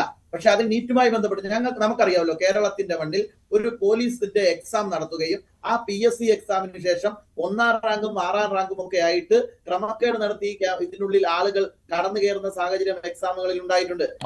അതൊക്കെ യുവാക്കൾ ആശങ്കയോടുകൂടിയാണ് കണ്ടുകൊണ്ടിരുന്നത്. അപ്പോൾ ഇതൊക്കെ ഉൾപ്പെടെയുള്ള കാര്യങ്ങൾ കണ്ടും കേട്ടുമിരുന്ന യുവജനതയാണ് ഇപ്പോൾ ഒരു കൂട്ടായ്മ സാമൂഹ്യ മാധ്യമങ്ങളിൽ രൂപീകരിച്ചിരിക്കുന്നത്. അവരുടെ ഒരു പൊതുസ്ഥലമാണല്ലോ അത്, അവിടെ രൂപീകരിച്ചിരിക്കുന്നത്. അപ്പോൾ ഇത് ബി ജെ പിക്കുള്ള ഫോളോവേഴ്സിനേക്കാൾ ഉയർന്നപ്പോൾ അതുതന്നെ ഞെട്ടിക്കുന്ന ഒരു കാര്യമാണല്ലോ. അതും 2-3 ദിവസങ്ങൾ കൊണ്ടാണ് ഇത്രയും വലിയ ഉയർച്ച ഇവരുടെ അംഗങ്ങളുടെ എണ്ണത്തിൽ ഉണ്ടായത്. അത് കേന്ദ്ര സർക്കാരിനെ ഭയപ്പെടുത്തുകയല്ലേ ചെയ്തിരിക്കുന്നത് ശ്രീ മനുപ്രസാദ്? ഈ 140-ലധികം കോടി ജനങ്ങൾ അധിവസിക്കുന്ന ഈ ഇന്ത്യ മഹാരാജ്യം എന്ന് പറയുന്ന മഹാരാജ്യത്ത് അങ്ങ് തന്നെ പറഞ്ഞതുപോലെ ഫോളോവേഴ്സിന്റെ എണ്ണം BJPക്കേതായിട്ട് 2 കോടി എത്ര പാർട്ടികൾ ഈ രാജ്യത്തുണ്ട്. ഈ പാർട്ടികളെല്ലാം ഇവരെ പിന്തുണയ്ക്കുന്ന ഒരു സാഹചര്യം നമുക്ക് കാണാൻ സാധിക്കുന്നുണ്ട്. ഇനി ഇവിടെയുള്ള ഫോളോവേഴ്സ് എല്ലാം ഇന്ത്യക്കുള്ളിലെ ജനതകളാണ് എന്ന് ഉറപ്പിച്ചു പറയാൻ ഫോളോവേഴ്സിന് നേതൃത്വം കൊടുക്കുന്ന കണ്ടന്റ് ക്രിയേറ്റ് ചെയ്തുകൊണ്ടിരിക്കുന്നു എന്ന് അവകാശപ്പെടുന്ന കോക്രോച്ച് പാർട്ടിയുടെ ആൾക്ക് പോലും പറ്റുന്നില്ല. 2, അങ്ങ് പറഞ്ഞ പോലെ നീറ്റിന്റെ പ്രശ്നവുമായി ബന്ധപ്പെട്ടൊന്ന് പരിഹരിക്കട്ടെ എന്ന് പറഞ്ഞ് ചാടി ഇറങ്ങി തുടങ്ങിയതല്ലല്ലോ ഇത് തുടങ്ങിയിരിക്കുന്ന ബാക്ക്ഗ്രൗണ്ട്, തുടങ്ങിയ ആളുകളുടെ രാഷ്ട്രീയ പശ്ചാത്തലം, ഇവർ ഇതിനു മുമ്പ് ഉൾപ്പെട്ടിട്ടുള്ള കേസുകൾ, ഇവർ പ്രശ്നങ്ങൾ നടപടിക്രമങ്ങളിൽ നേരിട്ടുകൊണ്ടിരിക്കുന്ന കാര്യങ്ങൾ ഒക്കെ പരിശോധിക്കുമ്പോൾ ഇതിന്റെ പിന്നിൽ വ്യക്തമായ ഒരു ലക്ഷ്യമുണ്ട്. ഇവിടെ ഒരു ജഡ്ജി ഒരു കാര്യം പറഞ്ഞു, അതുമായി ബന്ധപ്പെട്ടിട്ട് അദ്ദേഹം മാപ്പ് പറഞ്ഞു, അതുമായിട്ടുള്ള പശ്ചാത്തലങ്ങളിൽ തുടങ്ങി എന്ന് പറഞ്ഞു. ഇപ്പോൾ അവരുടെ ആവശ്യം ധർമ്മേന്ദ്ര പ്രധാൻ രാജിവെക്കണമെന്നുള്ളതാണ്. ഇതിൽ തീരുന്നതാണോ? ഇനി അങ്ങനെ ഒരു രാജിവെച്ച് ഈ രാജ്യത്ത് പ്രക്ഷോഭങ്ങൾ നടന്നിട്ടില്ലേ? രാജ്ഭവൻ മാർച്ചുകൾ നടന്നിട്ടില്ലേ? പോസ്റ്റ് ഓഫീസിൽ നടന്നിട്ടില്ലേ? എല്ലാ സ്ഥലത്തും പ്രക്ഷോഭങ്ങൾ നടത്തിയിട്ടുണ്ട്. അത്തരം ആശങ്കകൾ പങ്കുവച്ചിട്ടുണ്ട്. അത്തരം ആശങ്കകൾ ഉൾക്കൊണ്ടുകൊണ്ട് രാജ്യം ഭരിക്കുന്ന ഭരണകൂടം കൃത്യമായ അന്വേഷണങ്ങൾ മുന്നോട്ട് വെച്ചിട്ടുണ്ട്. ഇനി ഞങ്ങളെ സംബന്ധിച്ചിടത്തോളം, ഞങ്ങൾ കേന്ദ്ര സർക്കാരിന്റെ അല്ലെങ്കിൽ ആ BJPയുടെ പ്രതിനിധികളാണ്. ഞങ്ങളെ സംബന്ധിച്ചിടത്തോളം ഇനി ഇങ്ങനെ ഒന്ന് ആവർത്തിക്കാതിരിക്കാനുള്ള ഒരു ഇടപെടൽ രാജ്യത്തിന്റെ ഭാഗത്തു ഉണ്ടാകുമെന്നുള്ള ഉറപ്പും കേന്ദ്രമന്ത്രി ഞങ്ങൾക്ക് തന്നിട്ടുണ്ട്. ഇവിടുത്തെ വിദ്യാർത്ഥികളെ എല്ലാം ആശങ്ക പരിഹരിക്കുന്ന തരത്തിൽ മുന്നോട്ട് പോയിട്ടുണ്ട്. ഇവിടുത്തെ പ്രശ്നം ഇവരെ ഏതെങ്കിലും ഒരു നീറ്റ് വിഷയവുമായി ബന്ധപ്പെട്ട് ഒരു സമരം നടത്തുന്നതിനോ ഒരു ഫേസ്ബുക്ക് പേജ് തുറങ്ങുന്നതിനോ ഒരു എക്സ് അക്കൗണ്ട് തുറങ്ങുന്നതിനെ കുറിച്ചല്ല ഇവിടുത്തെ പ്രശ്നം. ഇവിടുത്തെ ഈ പ്രതിനിധി തന്നെ, കോക്രോച്ച് പാർട്ടിയുടെ പ്രതിനിധി തന്നെ സൂചിപ്പിച്ചതുപോലെ, ഈ രാജ്യം എങ്ങനെയൊക്കെ അലങ്കോലപ്പെട്ടു പോയാലും അത് ഞങ്ങളെ ബാധിക്കുന്ന പ്രശ്നമല്ല. ഞങ്ങളുടെ പ്രശ്നം എന്താണ്? ഇവിടുത്തെ യുവാക്കളെ ഉദ്ധരിച്ചേ മതിയാവൂ എന്നുള്ളതാണ്. ഇത് തുടങ്ങിയിരിക്കുന്ന ആളാരാണ്? നമുക്ക് എല്ലാവർക്കും അറിയാവുന്നത് പോലെ ആം ആദ്മി പാർട്ടിയിൽ വർഷങ്ങളായി പ്രവർത്തിച്ച് അവിടുത്തെ പൊളിറ്റിക്കൽ കാര്യങ്ങളിൽ സോഷ്യൽ മീഡിയയിൽ കാര്യങ്ങൾ ചെയ്തുകൊണ്ടിരുന്നവരാണ്. ഇവർ പറയുന്ന മറ്റൊരു കാര്യം, ഇവർ പറയുന്ന കുറെ കാര്യങ്ങളുണ്ട് മുന്നോട്ട് വെക്കുന്നത്. ഈ കാര്യങ്ങളിലെല്ലാം ഇവർ പ്രതീക്ഷിക്കുന്നത്, അരവിന്ദ് കെജ്രിവാൾ പല ആവർത്തിച്ച് പറഞ്ഞു, പല നേപ്പാളിലൊക്കെ നടന്നതുപോലുള്ള ജൻസി പ്രക്ഷോഭങ്ങൾ ഈ രാജ്യത്ത് എങ്ങനെയാണ് ഉണ്ടാക്കിയെടുക്കേണ്ടതെന്ന് ആവർത്തിച്ച് പറയുന്ന സാഹചര്യം ഉണ്ടായി. പക്ഷേ ഞങ്ങൾക്ക് പറയാനുള്ളത്, ഞങ്ങളെ സംബന്ധിച്ചിടത്തോളം ഇത് ഈ രാജ്യത്തിന് അപകടകരമാണ് എന്നുള്ളതിൽ ഞങ്ങൾക്കൊരു സംശയമില്ല. ശരി മനുപ്രസാദ്, ഡോക്ടർ നിഷ നജ്മുദ്ദീൻ കൂടി ചേരുന്നുണ്ട്. ഡോക്ടർ നിഷ നജ്മുദ്ദീൻ, താങ്കൾ ഈ സാമൂഹ്യ മാധ്യമ കൂട്ടായ്മ പാറ്റകളുടെ പാർട്ടി എന്നാണല്ലോ കോക്രോച്ച് ജനതാ പാർട്ടി, ഇവരുടെ അംഗസംഖ്യ ഇനിയും കൂടണം എന്നുള്ള അഭിപ്രായമുള്ള ആളാണോ? ഇതിങ്ങനെ വളർന്നുകൊള്ളട്ടെ, ഇവരുടെ അഭിപ്രായങ്ങൾ പറഞ്ഞുകൊള്ളട്ടെ എന്നുള്ളതാണോ താങ്കളുടെ നിലപാട്? അതോ ഇത് വളരാൻ വിട്ടാൽ അപകടകരമായ സ്ഥിതിയിലേക്ക് വരും എന്നാണോ? മഞ്ജുഷേ, ജനാധിപത്യം ഇന്ത്യയിൽ ഓരോ പാർട്ടിക്കും ആശയങ്ങൾ പറയാനുള്ള അവകാശമുണ്ട്. പക്ഷേ ജനങ്ങൾക്ക് ചോദിക്കാനുള്ള അവകാശം അത്ര തന്നെ പ്രധാനമാണ്. സോ രാഷ്ട്രീയം ആരാധനയാകുമ്പോൾ ജനാധിപത്യം അപകടത്തിലാകും. പക്ഷേ ഒരു യങ്ങർ ജനറേഷൻ, ഒരു ജെൻസി ജനറേഷൻ വന്ന് ഇത്ര അധികം ഫോളോവേഴ്സ് ഒരു പുതിയ കോക്രോച്ച് ജനതാ പാർട്ടി എന്ന പാർട്ടിയിൽ വരുമ്പോൾ അത് അവരുടെ ഫ്രസ്ട്രേഷൻ ആണ് കാണിക്കുന്നത്.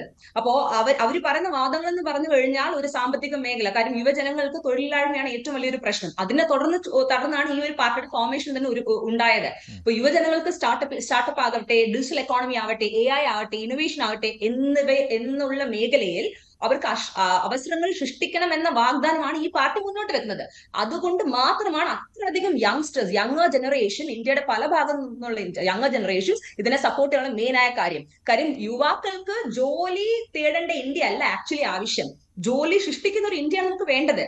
യുവജന രാഷ്ട്രീയ പങ്കാളിത്തം എന്നൊരു ഫാക്ടർ വളരെയധികം ഇമ്പോർട്ടന്റ് ആയ അടുത്ത പോയിന്റ് ആണ്. കാര്യം പഴയ രാഷ്ട്രീയങ്ങൾ നമ്മൾ നോക്കിക്കഴിഞ്ഞാൽ മുഖങ്ങൾ മാത്രം കാണുന്ന കാലം മാറുന്നു. യുവാക്കൾ തീരുമാനങ്ങളിലെ പങ്കാളിത്തം വർദ്ധിപ്പിക്കുന്ന ചിന്ത വലിയ ചിന്ത തന്നെയാണ്. അതൊരു തെറ്റായ കാര്യമല്ല. ഈ പാർട്ടി അധികാരത്തിൽ വരുന്നതിനെ കുറിച്ചാണ് ആലോചിക്കുന്നത്. ഇവർ അധികാരത്തിലെത്തി അപ്പോൾ ഇവർ നടപ്പിലാക്കാൻ പോകുന്ന കാര്യങ്ങൾ എന്ന രീതിയിലാണ്, അതായത് ഒരു പുതിയ രാഷ്ട്രീയ പാർട്ടിയുടെ ഉദയം എന്ന രീതിയിലാണ്. ഒരു പുതിയ രാഷ്ട്രീയ പാർട്ടി അവർ അധികാരത്തിൽ വരണമെങ്കിൽ ഇപ്പോ നമ്മളൊരു ആന്റി നാഷണൽ അല്ലെങ്കിൽ ഒരു രാജ്യവിരുദ്ധം എന്നതിനേക്കാൾ ഉപരി ഇതൊക്കെ ആരാണ്? The future citizens of India അല്ലായോ? ഇപ്പോ BJP ആകട്ടെ, കോൺഗ്രസ് ആകട്ടെ, മറ്റ് നാഷണൽ പാർട്ടീസ് ആകട്ടെ, അവരെ ഒരു പ്രോപ്പറായ ഒരു ചാനലൈസേഷൻ കൊണ്ടുപോയി കഴിഞ്ഞാൽ അവരെ നേർക്ക് നടത്താവുന്നേ ഉള്ളൂ. അതില്ലാണ്ട് അവരെ ഒരു വളരെ നെഗറ്റീവ് ഫോഴ്സ് ആയിട്ട് കാണുമ്പോൾ ഇന്ത്യയിൽ അത്രയും ഒരു യങ്ങർ ജനറേഷനാണ് നിങ്ങൾ നെഗറ്റീവ് ആയിട്ട് കാണുന്നത്. കാര്യം ഇപ്പോ ഒരു പുതിയ തലമുറ എന്ന് പറഞ്ഞു കഴിഞ്ഞാൽ സോഷ്യൽ മീഡിയ സ്ക്രോളിംഗിലാണ് ഇപ്പൊ ഏറ്റവും കൂടുതൽ യുവജനങ്ങളുടെ ശക്തി അവർ കാണിക്കുന്നത്. കാര്യം മെന്റൽ ഹെൽത്ത് ആകട്ടെ, ജെൻഡർ ഇക്വാലിറ്റി ആകട്ടെ, ഡിജിറ്റൽ ഫ്രീഡം ആകട്ടെ, ഇതുപോലുള്ള വിഷയങ്ങൾ തുറന്ന് ചർച്ച ചെയ്യുന്ന പുതിയ തലമുറയുടെ ശക്തിയാണ്. അപ്പോൾ ഒരു പാർട്ടി എന്ന് പറഞ്ഞ ഒരു ഫാക്ടർ വരുമ്പോൾ ഒരു എന്താ പറയാ ഭയത്തോടല്ല നോക്കേണ്ടത്. ആക്ച്വലി നമ്മുടെ മറ്റ് പാർട്ടികളാണെങ്കിൽ ഭയത്തോടല്ല നോക്കണ്ടേ. As A public policy analyst and political analyst എനിക്ക് എന്താ തോന്നിയെന്ന് വെച്ചാൽ യുവജന ശബ്ദത്തിന്റെ ഒരു പുതിയ രൂപം തന്നെയാണിത്. അവരൊരു പാർട്ടിയെ ഫോം ചെയ്ത് ഇന്ത്യ റൂൾ ചെയ്യണമെന്ന് ഞാൻ പറയുന്നില്ല. പക്ഷേ എന്തുകൊണ്ട് അവരെ ചാനലൈസ് ചെയ്തുകൂടാ? എന്തുകൊണ്ട് പ്രോപ്പർ ചാനലൈസേഷൻ ചെയ്തുകൊണ്ട് എങ്ങനെ ചാനലൈസ് ചെയ്യണമെന്നാണ് താങ്കൾ ഉദ്ദേശിക്കുന്നത്? ഏത് രീതിയിൽ ഇവരുമായിട്ട് ചർച്ച നടത്തണമെന്നോ അങ്ങനെ എന്തെങ്കിലുമാണോ താങ്കൾ പറയുന്നത്? ഇതിനെ ഒരു ഡിസീസ് ആയിട്ട് ഇതിനെ വന്ന് ഒരിക്കലും നമ്മൾ ഒരു കംപ്ലീറ്റ് ഒരു നെഗറ്റീവ് ഫാക്ടർ കാണാൻ ഒരു ഡിസീസ് ആയിട്ട് കാണുകയും അതിന്റെ പോരായ്മകൾ എന്താണോ അതിനെ നമ്മൾ കുറച്ചുകൂടി എന്താ പറയാ കുറച്ചുകൂടി ഫോക്കസ് ചെയ്ത് ആ ക്രിറ്റിസിസം മാറ്റുകയാണ് ചെയ്യേണ്ടത്. കാര്യം ഇതൊരു കുറെ പേര് എന്താ വിചാരിക്കുന്നത് വെച്ച് കഴിഞ്ഞാൽ ഇത് വന്ന് ഇന്ത്യയുടെ പുതിയ രാഷ്ട്രീയ ട്രെൻഡാണ്. കാര്യം ഇന്ത്യയിൽ ഇപ്പോ ആസ് യു സെഡ് 18 തൊട്ട് 35 വയസ്സ് വരെയും യുവാക്കളാണ് അധികം ഉള്ളത് അല്ലെ, which means 35% 35% plus vote share ആണുള്ളത്. ഒരു ഇലക്ട്രൽ ഡെമോക്രാറ്റിക് മൂവ്മെന്റ് ഞാൻ പറയുന്നത്. അതിൽ 800 മില്യൺ പ്ലസ് ഇന്റർനെറ്റ് യൂസേഴ്സ് ആണുള്ളത്. അപ്പോ ഇപ്പൊ നടക്കുന്നത് social media based political revolution ആണ്. ഇപ്പൊ നമ്മുടെ തമിഴ്നാട്ടിലെ CM വിജയ് ജയിച്ചു അദ്ദേഹം. അപ്പൊ അദ്ദേഹത്തിന് ഏറ്റവും കൂടുതൽ സപ്പോർട്ട് ഒരു സോഷ്യൽ മീഡിയ ഒരു വെർച്വൽ വാരിയസ് എന്ന നിലയിലാണ് അത്രയും ഒരു ശക്തമായി വരാൻ സാധിച്ചത്. അപ്പോ കോക്രോച്ച് ജനതാ പാർട്ടി ഒരിക്കലും വന്നിട്ട് ഈ പറഞ്ഞ പോലെ അവരെ കുറച്ച് കാണുകയോ അല്ലെങ്കിൽ അവർക്കൊരു ഒരു തരത്തിലും ഒരു ഇമ്പോർട്ടൻസ് കൊടുക്കാതെ ഇരിക്കേണ്ട ആവശ്യമില്ല. കാര്യം അതിലുള്ള ഈ യങ്ങർ ജനറേഷൻ ഒട്ടും തന്നെ വിദ്യാഭ്യാസം ഇല്ലാത്ത യൂത്ത് ജനറേഷൻ അല്ല. അവർക്ക് വിദ്യാഭ്യാസമുണ്ട്, അവർക്ക് വിവരമുണ്ട്, എല്ലാം തന്നെ ഉണ്ട്. അപ്പോ എക്സിസ്റ്റിംഗ് പാർട്ടിനേക്കാൾ ഉപരി അവർ അതുപോലെയുള്ളൊരു ഒരു പാർട്ടിയെ പോയി സപ്പോർട്ട് ചെയ്യുമ്പോൾ അതിൽ എന്തോ ഒരു ഫാക്ടർ മിസ്സിംഗ് ആണ് നമ്മുടെ എക്സിസ്റ്റിംഗ് ജനാധിപത്യത്തില്. പക്ഷെ അത് മറ്റൊരു കാര്യം കൂടി സംഭവിക്കുന്നുണ്ട്. ഇവർ BJP-യെ അൺഫോളോ ചെയ്യൂ എന്നും പറയുന്നുണ്ട്. അതോടൊപ്പം തന്നെ രാജ്യത്തെ മറ്റ് രാഷ്ട്രീയ പാർട്ടികൾ ഇത് മുതലെടുക്കുവാനും ശ്രമിക്കും. ഇപ്പോൾ ശശി തരൂരിന്റെ ഒക്കെ നിലപാട് താങ്കൾ ശ്രദ്ധിച്ചിരിക്കുമല്ലോ. ഇതിനെ മറ്റൊരു രീതിയിൽ ഒരു വിപ്ലവത്തിന്റെ രീതിയിലേക്ക് കൊണ്ടുപോകുവാനും ഈ പ്രതിപക്ഷ നേതാക്കൾ ശ്രമിച്ചാൽ അത് മറ്റൊരു രീതിയിലേക്ക് വളരുമല്ലോ. രാഷ്ട്രീയം ഇപ്പോൾ പാർലമെന്റിൽ മാത്രമല്ലല്ലോ. ഒരു ആൽഗോറിതം, എന്ത് ആൽഗോറിതം വെച്ചാൽ ഇൻസ്റ്റാഗ്രാം ആൽഗോറിതം കൂടെയാണ് നടക്കുന്നത്. ഇപ്പൊ കുറച്ചു മുമ്പ് ഒരു പാനലിസ്റ്റ് പറയുന്നുണ്ട് മീം കൾച്ചറിനെ കുറിച്ച്. മീം കൾച്ചർ ഇപ്പൊ പൊളിറ്റിക്കൽ എൻഗേജ്മെന്റ് ടൂളായി മാറിയിരിക്കുന്നു. ഡിജിറ്റൽ ഫസ്റ്റ് പൊളിറ്റിക്കൽ ഡിസ്ക്ലോസ് വളർച്ചയാണ് നമ്മൾ കണ്ടുകൊണ്ടിരിക്കുന്നത്.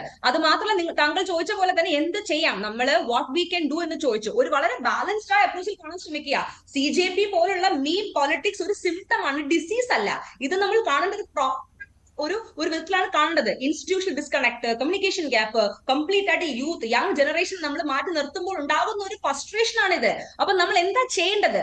ഡിജിറ്റൽ സിവിക് ലിറ്ററസി എന്ന് പറയും. അതായത് സ്ക്രോൾ ചെയ്യാൻ പഠിക്കുന്നവൻ ഫാക്ട് ചെക്ക് ചെയ്യാനും പഠിക്കണം. അല്ലെങ്കിൽ സ്ക്രോൾ ചെയ്ത് ഫോർവേഡ് ചെയ്ത് ഇതുപോലുള്ള പാർട്ടിയിൽ വളർത്തിയെടുത്തല്ലേ ഉള്ളൂ. അതേപോലെ ഒരു പ്രോപ്പറായ ഒരു ഇൻഫ്രാസ്ട്രക്ചർ ഉണ്ടായിരിക്കണം നമുക്ക്. അതായത് ഫോർവേഡ് ബട്ടൺ സ്ലോ ആകുകയും ട്രൂത്ത് ബട്ടൺ ഫാസ്റ്റ് ആകുകയും ചെയ്യണം. അപ്പോൾ ഇങ്ങനത്തെ കാര്യങ്ങൾ കുറച്ചും കൂടി ഒരു കൺട്രോൾ കൊണ്ടുവരാൻ സാധിക്കും.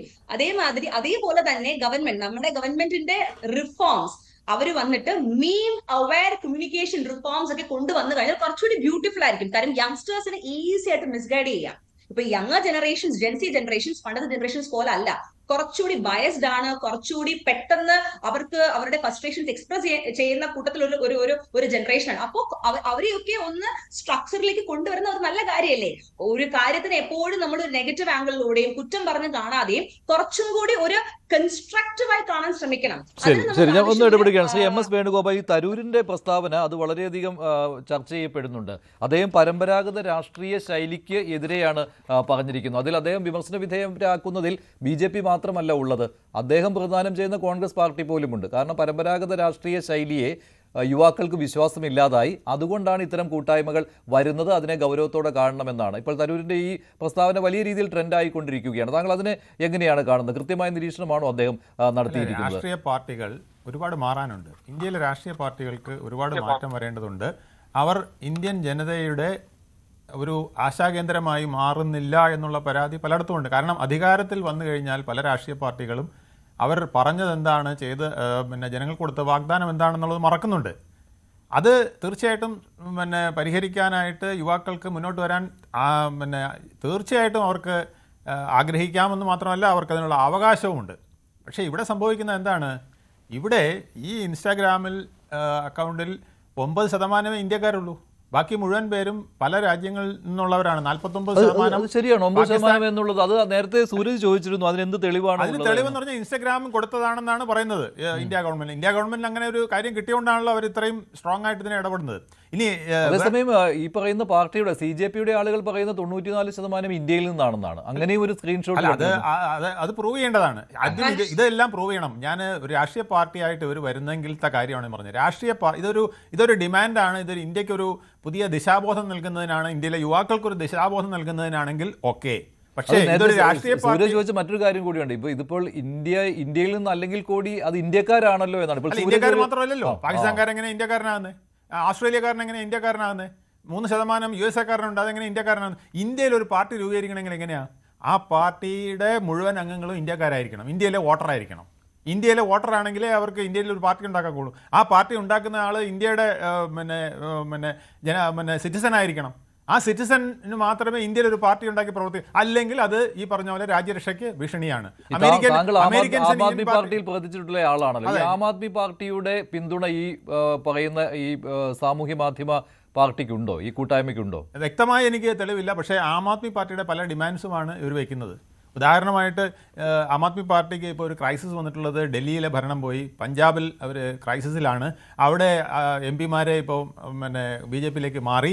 ഇതെല്ലാം ഒരു പ്രശ്നമാണ്. ആ പ്രശ്നം നിലനിൽക്കുമ്പോൾ ആം ആദ്മി പാർട്ടിയുടെ പിന്നെ ഒരു കൈകടത്തൽ ഇതിനകത്ത് ഉണ്ടാവാം. കാരണം ഒരു ഉദാഹരണം ഞാൻ പറയാം. ഇപ്പോൾ പിന്നെ നരേന്ദ്രമോദിയും BJP-യും ഏറ്റവും കൂടുതൽ കൈയടി വാങ്ങിച്ച് നിൽക്കുന്ന ഒരു കാര്യമാണ് സ്ത്രീകൾക്ക് 1/3 പിന്നെ സംവരണം എന്ന് പറയുന്നത്, നിയമസഭയിലും പാർലമെന്റ്. അത് അപ്പോൾ പറയണം 50% സംവരണം വേണം.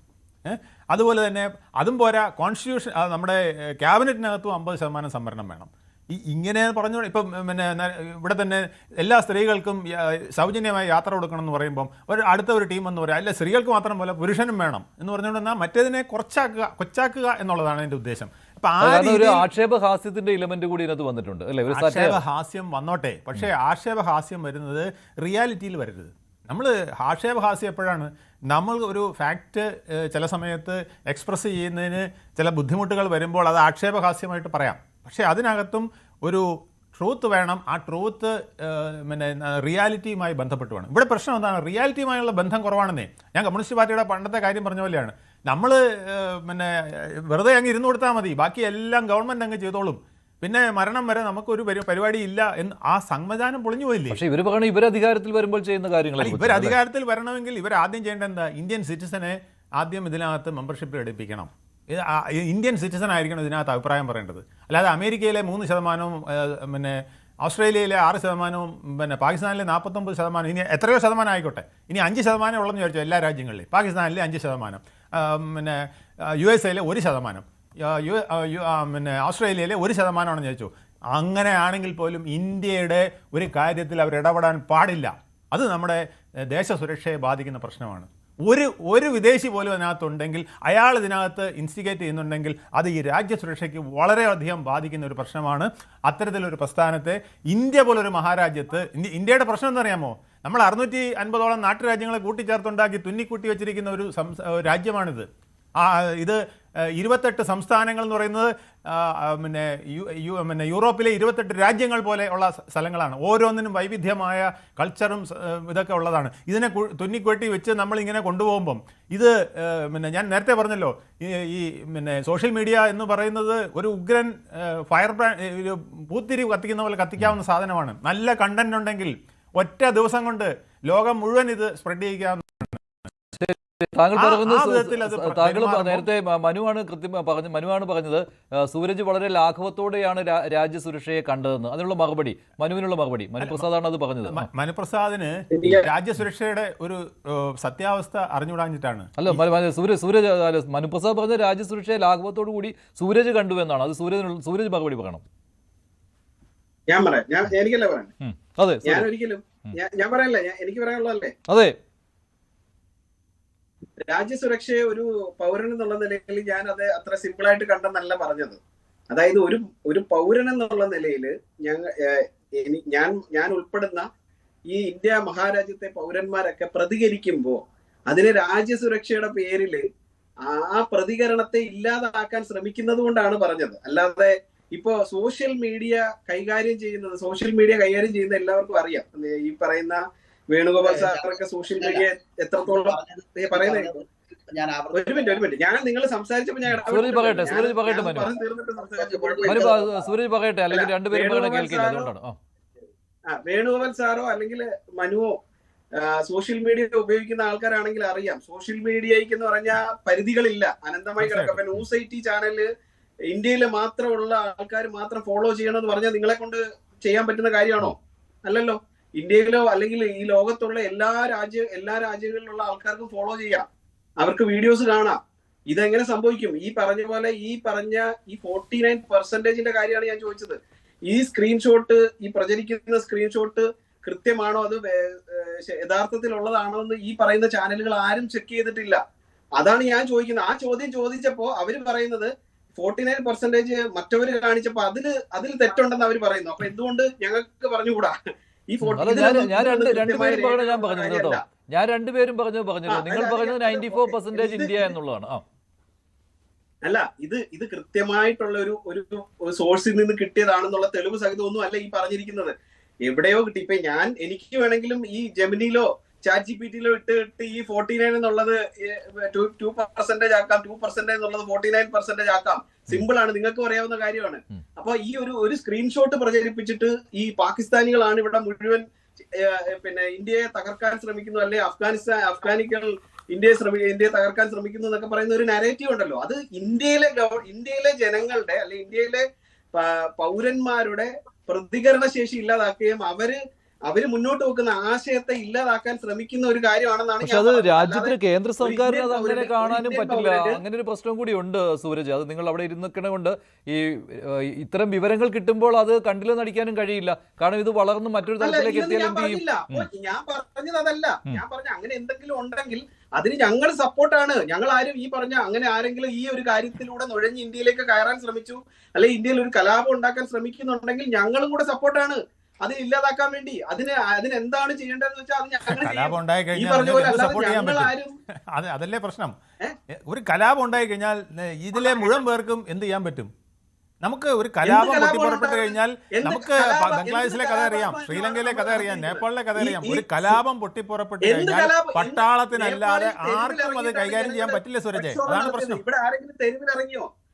തെരുവിൽ ഇറങ്ങുന്നതിന് മുമ്പ് പലയിടത്തും നടന്നിട്ടുള്ള റിഹേഴ്സൽ ഇതൊക്കെയാ. എന്ത് കലാപാഹ്വാനാണ് നടത്തിയത്? ഒരു സിമ്പിൾ ആയിട്ടുള്ള ഒരു കാര്യം പറയാം. എന്താണ് കലാപാഹ്വാനം നടത്തിയിരിക്കുന്നത്?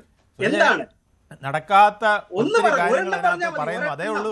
അത് നമ്മൾ അങ്ങനെ പറയാൻ പാടില്ല. സുരക്ഷാ ഏജൻസികൾ കണ്ടെത്തിയതിൽ ഇതേ ആളുകൾ തന്നെ ഇൻവെസ്റ്റിഗേറ്റേഴ്സ് പറയുന്നത് ഫെബ്രുവരി 2021 ആം ആദ്മി പാർട്ടി ഗുജറാത്ത് എന്ന പേരിൽ തുടങ്ങിയ ഒരു കൂട്ടായ്മയാണിത്. BJP-യുടെ സംഘപരിവാർ അനുകൂലികൾ ഇന്നലെ പോസ്റ്റ് ഇട്ടിരിക്കുന്നത് പച്ചയായ വർഗീയത പറഞ്ഞിട്ടാണ്. ഞങ്ങള് ഈ പറഞ്ഞ സപ്പോർട്ട് ചെയ്യുന്ന ഈ കോക്രോച്ച് ജനതാ പാർട്ടിയെ സപ്പോർട്ട് ചെയ്യുന്ന കുറച്ച് കോണ്ടന്റ് ക്രിയേറ്റേഴ്സിന്റെ പോസ്റ്റ് ഇട്ടപ്പം അതിനടിയിൽ അവരുടെ ജാതിയും മതവും പറഞ്ഞ് അവരെ തരം തിരിച്ച് കാണിച്ച് അവരെ പച്ചയായ വർഗീയത പറഞ്ഞ് അവർക്കെതിരെ പോസ്റ്റ് ചെയ്തിട്ടുള്ളത് ഈ പറഞ്ഞ സംഘപരിവാർ അനുകൂലികളായിട്ടുള്ള ആൾക്കാരാണ്. ഇതിനൊക്കെ നമ്മൾ എന്താണ് തെറ്റ് ചെയ്തത്? ഞങ്ങൾ ആരെങ്കിലും പേഴ്സണലി ഹരാസ്മെന്റ് ചെയ്തോ? ഞങ്ങൾ എന്തെങ്കിലും പറഞ്ഞോ? ഞങ്ങൾ ഈ നാടിനെ ബാധിക്കുന്ന, സുരക്ഷയെ ബാധിക്കുന്ന, അല്ലെങ്കിൽ നാടിനെ ബാധിക്കുന്ന വിഷയങ്ങളെ കുറിച്ചാണ് പറഞ്ഞിട്ടുള്ളത്. അല്ലാതെ കലാപാഹ്വാനം നടത്താൻ എവിടെയും പറഞ്ഞിട്ടില്ല. ഒരു സ്റ്റേറ്റ്മെന്റ് ഒരെണ്ണം നിങ്ങൾ കാണിച്ചാൽ മതി. ഒരെണ്ണം. അഞ്ച് കാര്യങ്ങളാണ്. സെക്യൂരിറ്റി ഏജൻസികൾ, അന്വേഷണ ഏജൻസികൾ അതിനകത്ത് ഈ ആക്ഷേപഹാസ്യ കണ്ടന്റുകൾക്കോ മറ്റ് ആവശ്യങ്ങളുടെ കണ്ടന്റുകൾക്കോ അല്ല ശ്രീ MS വേണുഗോപാൽ അവർ ആശങ്കപ്പെടുന്നത് ഈ അംഗങ്ങളുടെ ദ്രുതഗതിയിലുള്ള വളർച്ചയിലാണ്. എങ്ങനെ ഇത്രയും അംഗങ്ങൾ ഈ വളരെ മെയ് 2-3 ദിവസങ്ങൾ കൊണ്ടാണ് ഇത്രയും അംഗങ്ങളായത്. ഇപ്പോൾ 20 മില്യൺ എന്ന് പറയുമ്പോൾ, 2 കോടി എന്ന് പറയുമ്പോൾ നിമിഷങ്ങൾക്കകം അത് വർദ്ധിച്ചുകൊണ്ടേയിരിക്കുകയാണ് കൂടുതലായിട്ട്. അതാണ് സുരക്ഷാ ഏജൻസികൾ ആശങ്കയോടെ കാണുന്നത്. ശ്രീ മനു പ്രസാദ്, ഇപ്പോൾ സൂരജ് താങ്കൾ പറഞ്ഞതിനുള്ള മറുപടി പറഞ്ഞു. താങ്കൾ ഇടയ്ക്കേറി എന്തോ പറയാൻ ശ്രമിച്ചിരുന്നു. എന്താണ് മനു? അല്ല, അതില് സൂരജ് പറഞ്ഞതെന്താന്ന് പറഞ്ഞാൽ ഈ രാജ്യത്ത് സുരക്ഷയുമായി ബന്ധപ്പെട്ട എന്തെങ്കിലും കാര്യങ്ങളോ പ്രശ്നങ്ങളോ ഉണ്ടെങ്കിൽ അത് ഗവൺമെന്റ് നോക്കിക്കൊള്ളണം. അതിൽ ഞങ്ങൾക്ക് എന്താണ് ഉത്തരവാദിത്വം എന്നാണ്. അങ്ങനെ പറഞ്ഞു സൂരജ്? ഇല്ലല്ലോ, സൂരജ് തിരിച്ചാണ് പറഞ്ഞത്. ഞങ്ങൾ അവരും ഇടപെടും, പക്ഷെ അത് എങ്ങനെയാണെന്നുള്ള സംശയമാണ്. കാരണം ഇത്രയും വലിയൊരു ഞാൻ പറഞ്ഞു കഴിഞ്ഞു. ഇനി അദ്ദേഹം പറയുന്നത് അദ്ദേഹത്തിന്റെ സ്റ്റേറ്റ്മെന്റ് ആണ്. ഇനി രണ്ടാമത് അങ്ങേക്ക് അവസരം കൊടുത്തപ്പോഴും അദ്ദേഹം പറഞ്ഞു ഞാൻ 49-59% കുറിച്ചൊന്നും പറയാമെന്ന ആളല്ല ഈ ചർച്ചയിൽ ഒരിക്കലും. പക്ഷെ രണ്ടാമത് അവസരം കൊടുത്തപ്പോൾ അയാൾ പറഞ്ഞത് ഈ ഫേസ്ബുക്ക് എന്ന് പറയുന്നത്, ഇൻസ്റ്റ എന്ന് പറയുന്നത് രാജ്യത്തിന്റെ ഏത് ഭാഗത്ത് നിന്നും രാജ്യത്തിന് പുറത്തുള്ള ഏതൊരാൾക്കും ലോകത്ത് എവിടെ നിന്നിട്ടും ഇവിടെ നിന്ന്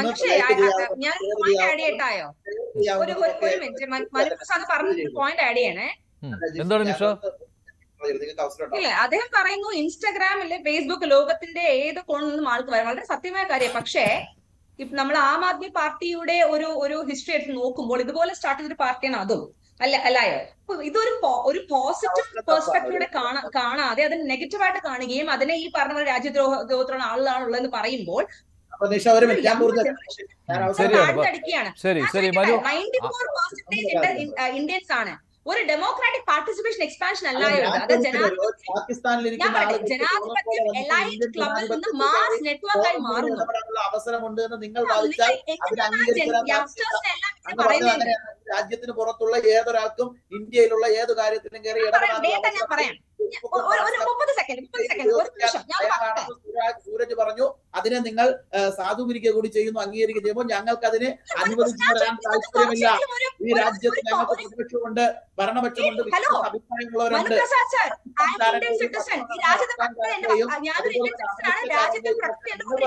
ഒരാളെങ്കിലും അവിടെ നിന്ന് ലൈക്ക് ചെയ്ത് ഇതിൽ കയറി തോന്നുമ്പോൾ അഭിപ്രായം പറയാൻ ഒരുത്തരെയും ഞങ്ങൾ അനുവദിക്കാൻ സാധിക്കില്ല. ഇന്ത്യ മഹാരാജ്യത്ത് സൂരജ് ഒരു ഇന്ത്യൻ സിറ്റിസൺ ആണ്. സൂരജ് കുവൈറ്റിലിരുന്ന് ഈ അഭിപ്രായം പറയുന്നതിന് എന്താണ് തടസ്സം മനു? പ്രതിപക്ഷത്തിന്റെ അഭിപ്രായമൊക്കെ ഞങ്ങൾക്ക് രണ്ടോ മൂന്നോ ആളുകളാണെങ്കിലും പുറത്തുനിന്ന് ഇതിലാണെങ്കിലും ഞാൻ ഇന്ത്യയിൽ തന്നെ വന്നിരുന്നു പറയണമെന്നാണ് പറയുന്നത്. രണ്ട് കാര്യം കൂടിയുണ്ട്. നേരത്തെ പറഞ്ഞത് അല്ല, ഞാൻ ചോദിക്കട്ടെ, എനിക്ക് തന്ന അവസരം നിങ്ങൾക്ക് ഞാൻ തന്നതാണ് 10 മിനിറ്റ്. ശരി, അദ്ദേഹം പറയട്ടെ. മനു പറഞ്ഞിട്ട് പറയാം. നിഷ പറഞ്ഞിട്ട് പറയാം. നിഷ ഡോക്ടർ, നിങ്ങൾക്ക് ഞാൻ അവസരം തന്നതാണ്. നിങ്ങൾ അവസരം ഞാൻ കയറിയതല്ല. കുറച്ചു സമയം സംസാരിക്കാൻ മിണ്ടാതിരുന്നു. എന്നിട്ട് എന്നോട് മിണ്ടായിരിക്കാൻ പറ്റും. ഞാൻ തൊട്ടു മുമ്പത്തെ അവസരത്തിൽ ഡോക്ടർ പറഞ്ഞത് എന്താണ്, നിഷ പറഞ്ഞത് എന്താണ്? അവർ പറഞ്ഞത് ജെൻസി എന്ന് പറയുന്നത് തോന്നും പോലെ മിസ്ലീഡ് ചെയ്യാൻ പറ്റുന്നവരാണ്. പഴയ യുവതലമുറകളെ പോലെയല്ല ഇന്നത്തെ യുവതലമുറ എന്നാണ് അവർ പറഞ്ഞു തുടങ്ങിയത്. പഴയ യുവതലമുറ ഈ രാജ്യത്ത് എല്ലാ പ്രക്ഷോഭങ്ങൾക്കും നേതൃത്വം കൊടുത്ത യുവതലമുറയാണ്. ഇന്നത്തെ യുവതലമുറയും ഞാൻ ഉറപ്പിച്ചു പറയുന്നു, ഇന്ത്യ മഹാരാജ്യത്ത് ചോദ്യം ചെയ്യാനും അവകാശങ്ങൾ ചോദിച്ചു വാങ്ങാനും എല്ലാ ഇടപെടലുകളും നടത്തുന്നതാണ്. രണ്ടവർ പറഞ്ഞൊരു കാര്യം, വൈഫൈ ഉള്ള ഇടങ്ങളിലെല്ലാം ഞങ്ങൾ നടത്തുന്ന പ്രക്ഷോഭമാണിത്. ഇന്ത്യ മഹാരാജ്യത്ത് നിങ്ങൾ പറയുന്നത് പോലെ ഈ രാജ്യത്തുണ്ടായ മാറ്റങ്ങളെ കുറിച്ച് വിശകലനം ചെയ്യാനും വസ്തുതാപരമായും ആം ആദ്മി പാർട്ടിയുടെയും മറ്റുള്ളവരുടെയും പിണിയാളുകളല്ലാതെ വസ്തുതാപരമായി നിങ്ങൾ ചർച്ച ചെയ്യാനാണ് ആഗ്രഹിക്കുന്നതെങ്കിൽ 2014 മുമ്പ് ഈ രാജ്യത്തെ യുവാക്കളുടെ അവസ്ഥയും ഇന്ന് ഈ രാജ്യത്തെ യുവാക്കളുടെ അവസ്ഥയിലും ഉണ്ടായ ഗ്രോത്തിനെ കുറിച്ച് നിങ്ങൾ പറഞ്ഞ വൈഫൈകളും നിങ്ങൾ പറഞ്ഞ ഇന്റർനെറ്റും എങ്ങനെയാണ് ഈ രാജ്യത്ത് വ്യാപകമായി എത്തിക്കുന്നതിന് വേണ്ടി ഈ കേന്ദ്ര സർക്കാർ നടപ്പിലാക്കിയിട്ടുള്ള പദ്ധതികളുടെ ഫലം എന്താണ് എന്ന് നിങ്ങൾക്ക് ചർച്ച ചെയ്യേണ്ടതായിട്ടില്ലേ? ഈ രാജ്യത്ത് IIT-കളുടെ എണ്ണം എത്രമാത്രം ശതമാനമാണ് എല്ലാ പരിമിതികൾക്കുള്ളിൽ നിന്നും ഈ രാജ്യം വളർത്തിയെടുത്തതെന്നുള്ള ചോദ്യത്തിന് നിങ്ങൾക്ക് ഉത്തരമില്ലേ? ഈ രാജ്യമെന്ന് കയറ്റുമതി ചെയ്യുന്ന നിരവധി യുവാക്കളുടെ സംരംഭങ്ങളും സ്റ്റാർട്ടപ്പുകളും തുടങ്ങി ലോകത്തിന് അന്തസ്സും അഭിമാനകരവുമായി ഉയർന്നു നിൽക്കുന്ന ജൻസികളുടെയും യുവാക്കളുടെയും ഒരു നാടായി ഈ നാട് ഉയർന്നു മാറുന്നതിന് ഈ ഗവൺമെന്റ് എടുത്തിട്ടുള്ള എത്രയെത്ര പദ്ധതികളുടെ ഫലമാണ് എന്ന് നിങ്ങൾക്ക് ചർച്ച ചെയ്യാൻ താല്പര്യമില്ല? ശരി, മറ്റൊരു കാര്യം കൂടി. ഇപ്പോൾ ബംഗളൂരുവിൽ ശ്രീ രാഹുൽ ഈശ്വർ കൂടി ചേരുന്നുണ്ട്. രാഹുൽ ഈശ്വർ, ബംഗളൂരുവിൽ ഒരു ഈ കോക്രോച്ച് ജനതാ പാർട്ടിയുടെ ഒരു കോൾ ഉണ്ടായിരുന്നു. ടൗൺ ഹാളിൽ അവിടെ ഒരു ഗ്യാതറിംഗ് നടത്തുന്നതിന് വേണ്ടി, ഒരു കൂട്ടായ്മ സംഘടിപ്പിക്കുന്നതിന് വേണ്ടി, പബ്ലിക് ഗ്യാതറിംഗ് നടത്തുന്നതിന് വേണ്ടിയായിരുന്നു. അത് സാമൂഹ്യ മാധ്യമങ്ങളിലൂടെയായിരുന്നു. പക്ഷേ അതിന് കർണാടക പോലീസ്, ബംഗളൂരു പോലീസ് അനുമതി നിഷേധിച്ചിരിക്കുകയാണ്. അങ്ങനെ ഒരു കൂട്ടായ്മ അനുവദിക്കില്ല, അങ്ങനെ അവിടെ ഒരു കൂടിച്ചേരൽ അനുവദിക്കുകയില്ല എന്ന് പറഞ്ഞിരിക്കുകയാണ്. ഇവിടെ സാമൂഹ്യ മാധ്യമങ്ങളിലൂടെ BJP-യെ അൺഫോളോ ചെയ്യണമെന്നുള്ള ആവശ്യം കൂടി വരുന്നുണ്ട്. പക്ഷേ അവിടെ കർണാടകം ഭരിക്കുന്നത് കോൺഗ്രസ് പാർട്ടിയാണ്. അവിടെ കോൺഗ്രസും അത് ഇവരുടെ ഈ കൂട്ടായ്മ അത് ശരിയല്ല എന്നുള്ള ആ നിലപാടിൽ തന്നെ നിൽക്കുകയാണ്. രാഹുൽ, അവിടെ രണ്ട് കാര്യങ്ങൾ നമ്മൾ ശ്രദ്ധിക്കണം. വ്യവസ്ഥാപിതമായ എല്ലാ പാർട്ടികൾക്കും ഒരുപക്ഷെ ഇവരോട് പേടിയും ഭയവും ഒക്കെ കാണുമെന്ന കാര്യത്തിൽ ആർക്കും സംശയം വേണ്ട. കാര്യം വ്യവസ്ഥാപിതമായ എല്ലാ പാർട്ടികൾക്കും ഒരു അപകടമാണ്. ഒറ്റ കാര്യം മാത്രം നോക്കിയാൽ മതി, ജനാധിപത്യത്തെ ഡീമീൻ ചെയ്യരുത്. ജനാധിപത്യത്തെ മോശമായി ചിത്രീകരിക്കാത്ത എല്ലാ പാർട്ടികളോടും നമ്മൾ പ്രോത്സാഹനജനകമായ സമീപനം തന്നെ എടുക്കണം. ഒന്ന് ആലോചിച്ച് നോക്കുക, BJP-യും കോൺഗ്രസും അടക്കമുള്ള മുഖ്യധാരാ പാർട്ടികളെ 7 ദിവസത്തിനുള്ളിൽ ഇൻസ്റ്റാഗ്രാമിൽ എങ്കിലും മറികടന്നു എന്നുള്ളത് അത്ഭുതകരമായ ഒരു ഫീറ്റാണ്. ഇത് നമ്മുടെ യുവതയുടെ എനർജിയാണ്. അവരുടെ പബ്ലിക് പൊസിഷൻസ് അറിയണം, അവരുടെ പൊളിറ്റിക്കൽ സ്റ്റാൻഡ് എന്താണെന്ന് അറിയണം, ഐഡിയോളജിക്കൽ ഗ്രൗണ്ടിങ് എന്താണെന്ന് അറിയണം, അതൊക്കെയുണ്ട്. പക്ഷെ അഭിജിത്ത് ദീപ്കെ അടക്കമുള്ള രാജ്യത്തിന്റെ മനസ്സ് അവരെ ഉണർത്തിയെന്ന് കാണണം. നമ്മൾ വ്യാപകമായി അവർ പാകിസ്ഥാനികളാണ്, ബംഗ്ലാദേശികളാണ്, ടർക്കിയാണ്, ഇത് CAA-യുടെ ഡീപ് സ്റ്റേറ്റ് പ്രൊജക്ട് ആണ് എന്ന് പറഞ്ഞ് നിഷേധിക്കുന്നതിൽ അർത്ഥമില്ല. നമ്മുടെ ചീഫ് ജസ്റ്റിസ് അദ്ദേഹം അങ്ങനെയല്ല ഉദ്ദേശം എന്നാണ് ഞാൻ വിശ്വസിക്കുന്നത്. പക്ഷെ അദ്ദേഹം പറഞ്ഞു വന്നപ്പോ വേറൊരു പ്രയോഗം വന്നു. അതിൽ നമ്മുടെ യുവത കോക്രോച്ചുകളാണ് എന്നുള്ളൊരു പ്രയോഗം വന്നു. ആ പ്രയോഗത്തിൽ മനം നൊന്ത് ചില ആൾക്കാർ അതിനോട് പ്രതികരിച്ചു. അദ്ദേഹത്തിന്റെ വായിൽ നിന്ന് അങ്ങനെ ഒരു പ്രയോഗം, പ്രത്യേകിച്ച് ചീഫ് ജസ്റ്റിസ്, പ്രധാനമന്ത്രിയോ മുഖ്യമന്ത്രിയോ പ്രതിപക്ഷ നേതാവോ പറഞ്ഞ വിഷമം ഉണ്ടാവില്ല. പക്ഷെ ചീഫ് ജസ്റ്റിസിന്റെ വായിൽ നിന്ന് അങ്ങനെ ഒരു പ്രയോഗം വന്നപ്പോ യുവതലമുറയിലെ ഒരുപാട് പേർക്ക് വേദനയുണ്ടായി. കാര്യം അവർക്കൊരു പേഴ്സണൽ ഇൻസൾട്ട് ആയി തോന്നി. അതിൽ നിന്ന് അതിശക്തമായ ഒരു പ്രതിഷേധവും പ്രതിരോധവും രൂപപ്പെടുത്തുന്നതിനെ നമ്മൾ പ്രോത്സാഹിപ്പിക്കുകയല്ലേ വേണ്ടത്? യഥാർത്ഥത്തിൽ ആം ആദ്മി പാർട്ടി അടക്കമുള്ള വിപ്ലവങ്ങൾ ഇങ്ങനെയല്ലേ വന്നത്? അതിനൊരു ഗാന്ധിയൻ അണ്ണാ ഹസാരയുടെ ഓറ ഉണ്ടായിരുന്നു എന്നുള്ള സത്യമാണ്. യഥാർത്ഥത്തിൽ നമ്മൾ ചെയ്യേണ്ടത് എന്താ? നമുക്ക് രണ്ട് സമീപനങ്ങളാണ് യൂഷ്വലി ഗവൺമെന്റ് ചെയ്യുന്നത്. ഒന്നെങ്കിൽ ഇവരെ ഇഗ്നോർ ചെയ്യും, നെഗ്ലക്ട് ചെയ്യും, അവഗണിക്കും. അല്ലെങ്കിൽ ഇവർ ദേശസുരക്ഷയ്ക്ക് ഭീഷണിയാണ്, തീവ്രവാദികളാണ് എന്നൊക്കെ പറഞ്ഞ് ബ്രാൻഡ് ചെയ്യും. അതിനപ്പുറം ഇവരെ ചേർത്ത് നിർത്തുകയും ഇവരുടെ കൺസേൺസ് വളരെ സീരിയസ് ആയി കേൾക്കുകയുമല്ലേ വേണ്ടത്? ശ്രീ മഞ്ജുഷ് ഒന്ന് ആലോചിച്ച് നോക്കൂ, എത്ര സീരിയസ് ആയ ഒരു പോയിന്റ് ആണ് ഇവരുടെ ഫസ്റ്റ് പോയിന്റ് ആയിട്ട് ഇവർ റേസ് ചെയ്യുന്നത്. നമ്മുടെ സാധാരണക്കാരുടെ അവസാന ആശ്രയങ്ങൾ കോടതികളാണ്. പക്ഷെ പലപ്പോഴും നമുക്കറിയാം, കോടതികളിൽ പല ആൾക്കാരും കോടതിക്ക് ശേഷം തങ്ങളുടെ റിട്ടയർമെന്റിന് ശേഷം കിട്ടുന്ന പോസ്റ്റിങ്ങിന് വേണ്ടി പല കാര്യങ്ങളും പല രീതിയിലും ശരിയല്ലാത്ത രീതി ചെയ്യാറുണ്ട്. അതിനപ്പുറം പറഞ്ഞാൽ കോടതി ഇലക്ഷൻ ആകുമെന്ന് പറഞ്ഞുകൊണ്ട് ഞാൻ പറയുന്നില്ല. യഥാർത്ഥത്തിൽ ഒന്ന് ആലോചിച്ച് നോക്കുക, ഇന്ന് സുപ്രീം കോടതി പറയുന്നുണ്ട് ശബരിമല കേസ് 2018 ചവറ്റുകുട്ടയിൽ എറിയണമായിരുന്നു. ആ ചവറ്റുകുട്ടയിൽ എറിയണം എന്ന് പറയുന്ന കേസിനെയാണ് അന്നത്തെ ചീഫ് ജസ്റ്റിസ് ശബരിമലക്കെതിരെ വിധിയാക്കി മാറ്റിയത്. അപ്പോൾ ജുഡീഷ്യറിയിലുള്ള കറപ്ഷൻ, ജുഡീഷ്യൽ റിഫോം തുടങ്ങിയ പല ആവശ്യങ്ങൾ അറിയാം. ആവശ്യങ്ങളെ അല്ലല്ല, ഞാൻ അതിലേക്ക് ഡീപ്പായിട്ട് പോകണ്ട. അതിൽ മറ്റൊരു കാര്യം എന്ന് പറയുന്നത്, ഇത് ഈ ആവശ്യങ്ങളും ഇവർ ഉന്നയിക്കുന്ന ഇവരുടെ ഈ പ്രസ്താവനകളും ഇതല്ല ഈ സുരക്ഷാ ഏജൻസികൾ ഗൗരവത്തോടെ കാണുന്നത് എന്നാണ്. ഗൗരവത്തോടെ കാണുന്ന താങ്കൾ പറഞ്ഞ നേരത്തെ പോയിന്റാണ്, ഈ 2-3 ദിവസം കൊണ്ട് എങ്ങനെ ഇത്രയും അംഗങ്ങൾ വന്നു എന്നുള്ളതാണ്. അതാണ് എവിടെ നിന്നൊക്കെയാണ് ഈ അംഗങ്ങൾ വന്നിരിക്കുന്നത് എന്നുള്ള കണ്ടെത്തലുകളിലേക്ക് പോയിരിക്കുന്നത്. അതാണല്ലോ ഈ രാജ്യസുരക്ഷ എന്നുള്ളത്. അതൊരു ബ്രാൻഡിംഗ് ആയിട്ട് എന്തുകൊണ്ട് താങ്കൾ കാണുന്നു? ഈ രാജ്യസുരക്ഷ ഭീഷണി എന്നുള്ള കാര്യം ഒരു ബ്രാൻഡിംഗ് ആയിട്ട് എങ്ങനെ കാണുന്നു താങ്കൾ? രണ്ട് കാര്യം കൊണ്ടാണ്. ഒന്ന്, ഇടതുപക്ഷ സഹോദരങ്ങൾക്കും സുഹൃത്തുക്കൾക്കും എന്ത് പറഞ്ഞാലും ഒരു പറയും മതേതരത്വത്തിനെതിരാണ്. ഇതാണ് അവരുടെ ഒരു സ്ഥിരം ക്യാച്ച് ലൈൻ. അതേപോലെ നമ്മുടെ വലതുപക്ഷത്തെ സുഹൃത്തുക്കൾ എന്ത് പറഞ്ഞാലും ദേശസുരക്ഷയ്ക്ക് പ്രശ്നമാകുന്നു പറയും. നമ്മുടെ മീഡിയ വണ്ണിനെ ബാൻ ചെയ്യാൻ കേന്ദ്ര സർക്കാർ ശ്രമിച്ചപ്പോൾ സുപ്രീം കോടതി പോയി ഒരു സീക്രട്ടായ IB റിപ്പോർട്ട് ഉണ്ടെന്ന് പറഞ്ഞു. സുപ്രീം കോടതി പറഞ്ഞു അത് കൈ വെച്ചിരുന്നാൽ മതി, അങ്ങനെ എന്തെങ്കിലും IB റിപ്പോർട്ട് ഉണ്ടെന്ന് പറഞ്ഞ് ബാൻ ചെയ്യാൻ പറ്റില്ല. നമ്മുടെ ഇന്റലിജൻസ് ബ്യൂറോയുടെ ഏറ്റവും ബഹുമാനമേ ഉള്ളൂ ഇരിക്കുന്ന പാർട്ടി, അത് കോൺഗ്രസ് ആണെങ്കിലും BJP ആണെങ്കിലും CPM ആണെങ്കിലും അവരുടെ താല്പര്യങ്ങൾക്കനുസരിച്ചൊക്കെയാണ് പലപ്പോഴും ഇത് എഴുതാറുള്ളത്. അതായത് സീക്രട്ടീവായ IB റിപ്പോർട്ട് ഉണ്ടെന്നൊക്കെ കേൾക്കുമ്പോൾ നമുക്ക് വലിയ എന്തോ സംഭവം ഉണ്ടെന്ന് തോന്നും. പ്രത്യേകിച്ച് ഒന്നുമില്ല, അവിടെ ഇരിക്കുന്ന ഒരു പോലീസുകാരൻ അസസ്മെന്റ് അത്രേ ഉള്ളൂ. അതിനപ്പുറം വലിയ പ്രസക്തിയും പ്രാധാന്യമൊന്നും ഇതിനില്ല. അല്ലെങ്കിൽ ഈ 7 ദിവസം കൊണ്ട് എന്ത് രാജ്യസുരക്ഷയ്ക്ക് പ്രശ്നം അവരുണ്ടാവുന്നത്? അതായത് ഒരു സുപ്രീം കോടതി ചീഫ് ജസ്റ്റിസിന്റെ വാക്കുകൾ കൊണ്ട് വേദന തോന്നുന്നു ഒരാള് ഒരു പോസ്റ്റ് ഇടുന്നു, അതിന് ആയിരക്കണക്കിന് ആൾക്കാർ സപ്പോർട്ട് ചെയ്യുന്നു, അതൊരു പാർട്ടി ആയിട്ടോ മൂവ്മെന്റ് ആയിട്ടോ വളരുന്നു. എന്ത് ദേശസുരക്ഷയ്ക്ക് അപകടമാണ്? ദേശസുരക്ഷയ്ക്ക് അപകടകരമല്ല എന്നുള്ളതാണ് രാഹുലിന്റെ വാദം. ദേശസുരക്ഷ ബാൻ ചെയ്യുന്നു എന്നാണ് ആ രീതിയിൽ. അല്ല, ദേശസുരക്ഷയ്ക്ക് അപകടകരമാകുന്നത് ഇതൊരു രാഷ്ട്രീയ മൂവ്മെൻ്റായും രാഷ്ട്രീയ പാർട്ടിയായിട്ടും വരുമ്പോഴാണ്. പൊളിറ്റിക്കൽ മൂവ്മെൻറ്റുകൾ അത് രാഷ്ട്രീയമാണെങ്കിൽ രാഷ്ട്രത്തിനകത്ത് നിന്ന് ചെയ്യണം. രാഷ്ട്രത്തിന് പുറത്ത് നിന്ന് ചെയ്യുന്നത് രാഷ്ട്രീയമല്ല, അത് വിധ്വംസക പ്രവർത്തനമായിട്ട് തന്നെ കാണേണ്ടി വരും. കാരണം അമേരിക്കയിൽ നിന്ന് ഇന്ത്യക്കാരാണെന്ന് പറഞ്ഞിട്ട് അവരാരുടെയെങ്കിലും അച്ചാരം വാങ്ങിച്ചിട്ട് ചെയ്യുന്നതാണോ എന്ന് ഇന്ത്യ ഗവൺമെൻറ് സംശയിച്ചൂടെ? ഇന്ത്യക്കകത്ത് നിന്ന് പൊളിറ്റിക്സ് ചെയ്യണം, അതാണ് അവർ വേണ്ടത്. എങ്കിൽ സൂരജ് അടക്കമുള്ളവർ ഇവിടെ വന്ന് ഇവിടുത്തെ ജനതയെ വിളിച്ച് മീറ്റിംഗ് കൂടണം.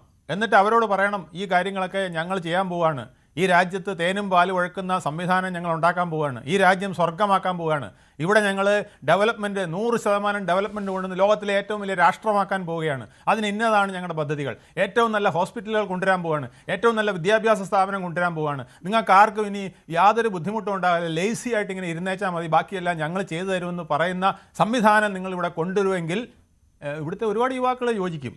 പക്ഷേ നിങ്ങൾ അമേരിക്കയിൽ ഇരുന്നു കൊണ്ട് ഇന്ത്യയുടെ രാഷ്ട്രീയം കളിക്കാൻ പറ്റില്ല. അത് ചെയ്താൽ ഇന്ത്യ ഗവൺമെൻറ് എതിർത്തിരിക്കും. എതിർക്കുന്നതിന് കാരണമുണ്ട്. കാരണം നിങ്ങൾ ആരാണെന്ന് ഇന്ത്യ ഗവൺമെൻറ് അറിയാൻ പറ്റില്ല. നിങ്ങൾ അവിടെ ഇരുന്ന് ചെയ്യുന്നത് ഇന്ത്യ വിരുദ്ധമല്ലായിരിക്കാം, പക്ഷേ എങ്കിൽ പോലും നിങ്ങൾ ചെയ്യുന്നതിൽ എന്തെങ്കിലും അപാകത വന്നാൽ ഇന്ത്യൻ പോലീസിനെ അറസ്റ്റ് ചെയ്യാൻ പറ്റില്ല, ഇന്ത്യൻ പട്ടാളത്തിന് അതിനകത്ത് ഇടപെടാൻ കഴിയില്ല. കാരണം അമേരിക്കയായിട്ട് യുദ്ധം ചെയ്യേണ്ടി വരും. അങ്ങനെ ഒരു സിറ്റുവേഷൻ പറ്റില്ല. അത് അമേരിക്കക്കാർ സമ്മതിക്കുമോ? ഇന്ത്യക്കകത്ത് കുറെ അമേരിക്കക്കാർ കയറി ഇരുന്നുകൊണ്ട് തിരിച്ചങ്ങോട്ട് ചെയ്ത് നോക്കട്ടെ, അപ്പൊ അറിയാം ഹെലികോപ്റ്ററും പിന്നെ യുദ്ധം കൊണ്ട് ഇങ്ങോട്ട് വരും. ഇന്ത്യൻ പൗരത്വം നഷ്ടപ്പെടുമെന്നാണ് പുള്ളി പറയുന്നത്. ഇന്ത്യൻ പൗരത്വം നഷ്ടപ്പെടില്ല. ഇന്ത്യൻ പൗരത്വം നിങ്ങൾക്ക് ഒരിക്കലും നഷ്ടപ്പെടില്ല. പക്ഷെ നിങ്ങൾ ഇന്ത്യയിൽ നിന്ന് ഒരു വിദേശത്ത് പോയിരിക്കുന്നത് വിദേശത്തെ തൊഴിലിന് വേണ്ടിയിട്ടാണ്. ആ തൊഴിലിന് വേണ്ടിയിട്ട് പോയിട്ട് അവിടെ ഇരുന്ന് നിങ്ങൾ രാഷ്ട്രീയം ചെയ്യുകയാണെങ്കിൽ നിങ്ങൾക്ക് അതിന് പറ്റില്ല. നിങ്ങൾ അതിനാലും ഇന്ത്യയിൽ വരണം. നിങ്ങൾ അവിടെ ഇരുന്ന് രാഷ്ട്രീയം, നിങ്ങൾക്ക് അവിടെ ഇരുന്ന് വോട്ട് ചെയ്യാം. നിങ്ങൾക്ക് നിങ്ങളുടേതായ സ്വന്തമായ അഭിപ്രായങ്ങൾ അവിടെ ഇരുന്ന് പറയാം. പക്ഷെ നിങ്ങൾ ഇന്ത്യയിലെ ജനങ്ങളെ സമൂഹത്തെ മുത്താൻ എത്ര പേരാണ്? 1.5 കോടി ജനങ്ങളെ നിങ്ങൾ സംഘടിപ്പിക്കുമ്പോൾ ഇന്ത്യ ഗവൺമെന്റിന് അതിനകത്ത് കൺസേൺ വരും. ആ കൺസേൺ നിങ്ങൾ കാണണം. ആ കൺസേൺ കണ്ടില്ലെങ്കിൽ നിലപാട് MS വേണുഗോപാൽ പറയുന്നു വിദേശത്തിരുന്നുകൊണ്ട് ഇത്തരം കാര്യങ്ങൾ ചെയ്യുന്നത് വിധ്വംസക പ്രവർത്തനമാണെന്നാണ്, ഇന്ത്യക്കെതിരായുള്ള പ്രവർത്തനം എന്നാണ്. നിഷ, ഡോക്ടർ നിഷ, ഗവൺമെന്റും സ്റ്റേറ്റും രണ്ടാണ്. നിഷ, ഇപ്പോൾ MS വേണുഗോപാൽ പറഞ്ഞ കേട്ടല്ലോ, വിദേശത്തിരുന്ന് ഇത്തരം കാര്യങ്ങൾ ചെയ്യുന്നത് ഇന്ത്യക്കെതിരെയാണെന്നാണ്. രാഷ്ട്രീയം രാഷ്ട്രത്തിന് വേണ്ടതാണ് രാഷ്ട്രീയം. അത് അന്യരാജ്യത്തിരുന്ന് ചെയ്യാൻ. ഞാൻ സാറ് പറഞ്ഞു ഒന്ന് മറുപടി പറയട്ടെ. നമ്മള് ഒരു പൊളിറ്റിക്കൽ മൂവ്മെന്റ് ആരംഭിക്കുമ്പോൾ അതിനെ നമ്മുടെ ശ്രീ രാഹുൽ ഈശ്വർ പറഞ്ഞതുപോലെ വളരെ നെഗറ്റീവായിട്ട് കാണാതിരിക്കുക. കാര്യം എല്ലാവർക്കും അവരുടെ അഭിപ്രായ സ്വാതന്ത്ര്യമുണ്ട്. ഒരു ജനാധിപത്യത്തിന്റെ അടിസ്ഥാന ചിന്ത എന്ന് പറഞ്ഞു കഴിഞ്ഞാൽ ഇന്ത്യ പോലുള്ള വലിയ ജനാധിപത്യ രാജ്യത്തിൽ ഓരോ ആശയം ഒരേ ഒരു ആശയം മാത്രം മതിയാവില്ല. അഭിപ്രായ വ്യത്യാസങ്ങളാണ് ജനാധിപത്യത്തിന്റെ സൗന്ദര്യം. വിരുദ്ധ ശബ്ദങ്ങൾ ശത്രുവായി കാണുന്ന രാഷ്ട്രം ജനാധിപത്യം അല്ലല്ലോ. നമ്മുടെ ഇന്ത്യ അങ്ങനെയല്ല. ചെയ്യുന്നില്ല എന്ന് പറഞ്ഞില്ലല്ലോ. ഇപ്പോ ഞാൻ ചെയ്യുന്നില്ല എന്ന് പറഞ്ഞു. ചെയ്യുന്നവർ എന്തുകൊണ്ട് ഞാൻ ചോദിച്ചു സാർ, എന്തുകൊണ്ട് ഇപ്പൊ ഒരു പാർട്ടി വന്നു അല്ലെങ്കിൽ ഇത്ര യങ്സ്റ്റേഴ്സ് അതിൽ ഉൾപ്പെടുന്നു, അവരെല്ലാം തന്നെ രാജ്യദ്രോഹികളാണ്, അവർ വന്നിട്ട് ടെററിസം സപ്പോർട്ട് ചെയ്യുന്നവരാണ്, അവർ വന്ന് അങ്ങനെയാണെന്ന് പറയേണ്ട ആവശ്യം എന്താണ്? യുവത്വം അനുഭവം വീട്ടില് ഒരു പ്രശ്നമുണ്ട്. ആ പ്രശ്നം പരിഹരിക്കുന്നത് നിഷയുടെ ആൾക്കാരാണ് ചെയ്യുന്നത്. അയൽവക്കത്തിരുന്ന് ചെയ്യുമ്പോൾ അതിനകത്ത് ഒരുപാട് സസ്പെൻഷൻ വരും, പ്രത്യേകിച്ച് അയൽവാസി നമ്മുടെ ശത്രുവാണെങ്കിൽ. അവർക്ക് വേറൊരു ഓപ്ഷൻ ഇല്ല, വേറെ ഒന്നും പറയാൻ അവർക്കില്ല. ആശയം എന്ത് ആശയമാണ് പറയുന്നത്? ഇന്ത്യയെ സ്വർഗമാക്കുമെന്നുള്ള ആശയമാണോ നിങ്ങൾ പറയുന്നത്? ഞാൻ പറയട്ടെ, ഞാൻ കംപ്ലീറ്റ് ചെയ്യട്ടെ. ഇപ്പോ നമ്മള് എന്താ പറയാ, രാജ്യത്തിന് യുവത്വത്തിന്റെ എനർജി ആവശ്യമല്ലല്ലോ. അല്ലെങ്കിൽ രാജ്യത്ത് നോക്കി ഞങ്ങൾക്ക് യുവത്വത്തിന്റെ എനർജി വേണ്ട, ഞങ്ങൾക്ക് യങ്സ്റ്റേഴ്സിന് വേണ്ട എന്ന് പറഞ്ഞ് ശരിയാണോ മഞ്ജുഷേ? ലേസി ആയിരിക്കുക എന്ന് പറഞ്ഞാൽ പിന്നെ നിങ്ങൾ പറഞ്ഞിരിക്കുന്നത് അൺഎംപ്ലോയിഡ് ആയിരിക്കണം, ലേസി ആയിരിക്കണം. മുദ്രാവാക്യത്തിൽ തന്നെ മടിയന്മാർ എന്നുള്ളതാണ്. മടിയന്മാരാക്കുക എന്നുള്ളതല്ലേ? അത് തന്നെ തെറ്റാണ്.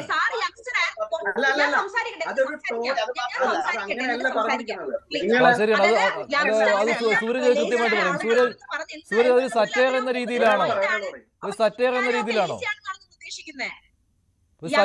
നിങ്ങളെ യങ് ജനറേഷന്റെ എനർജിയും അനുഭവം കൈകോർക്കുമ്പോഴാണ് ശക്തമായി ഇന്ത്യ പിറക്കുന്നത്. അത് മനസ്സിലാക്കണം.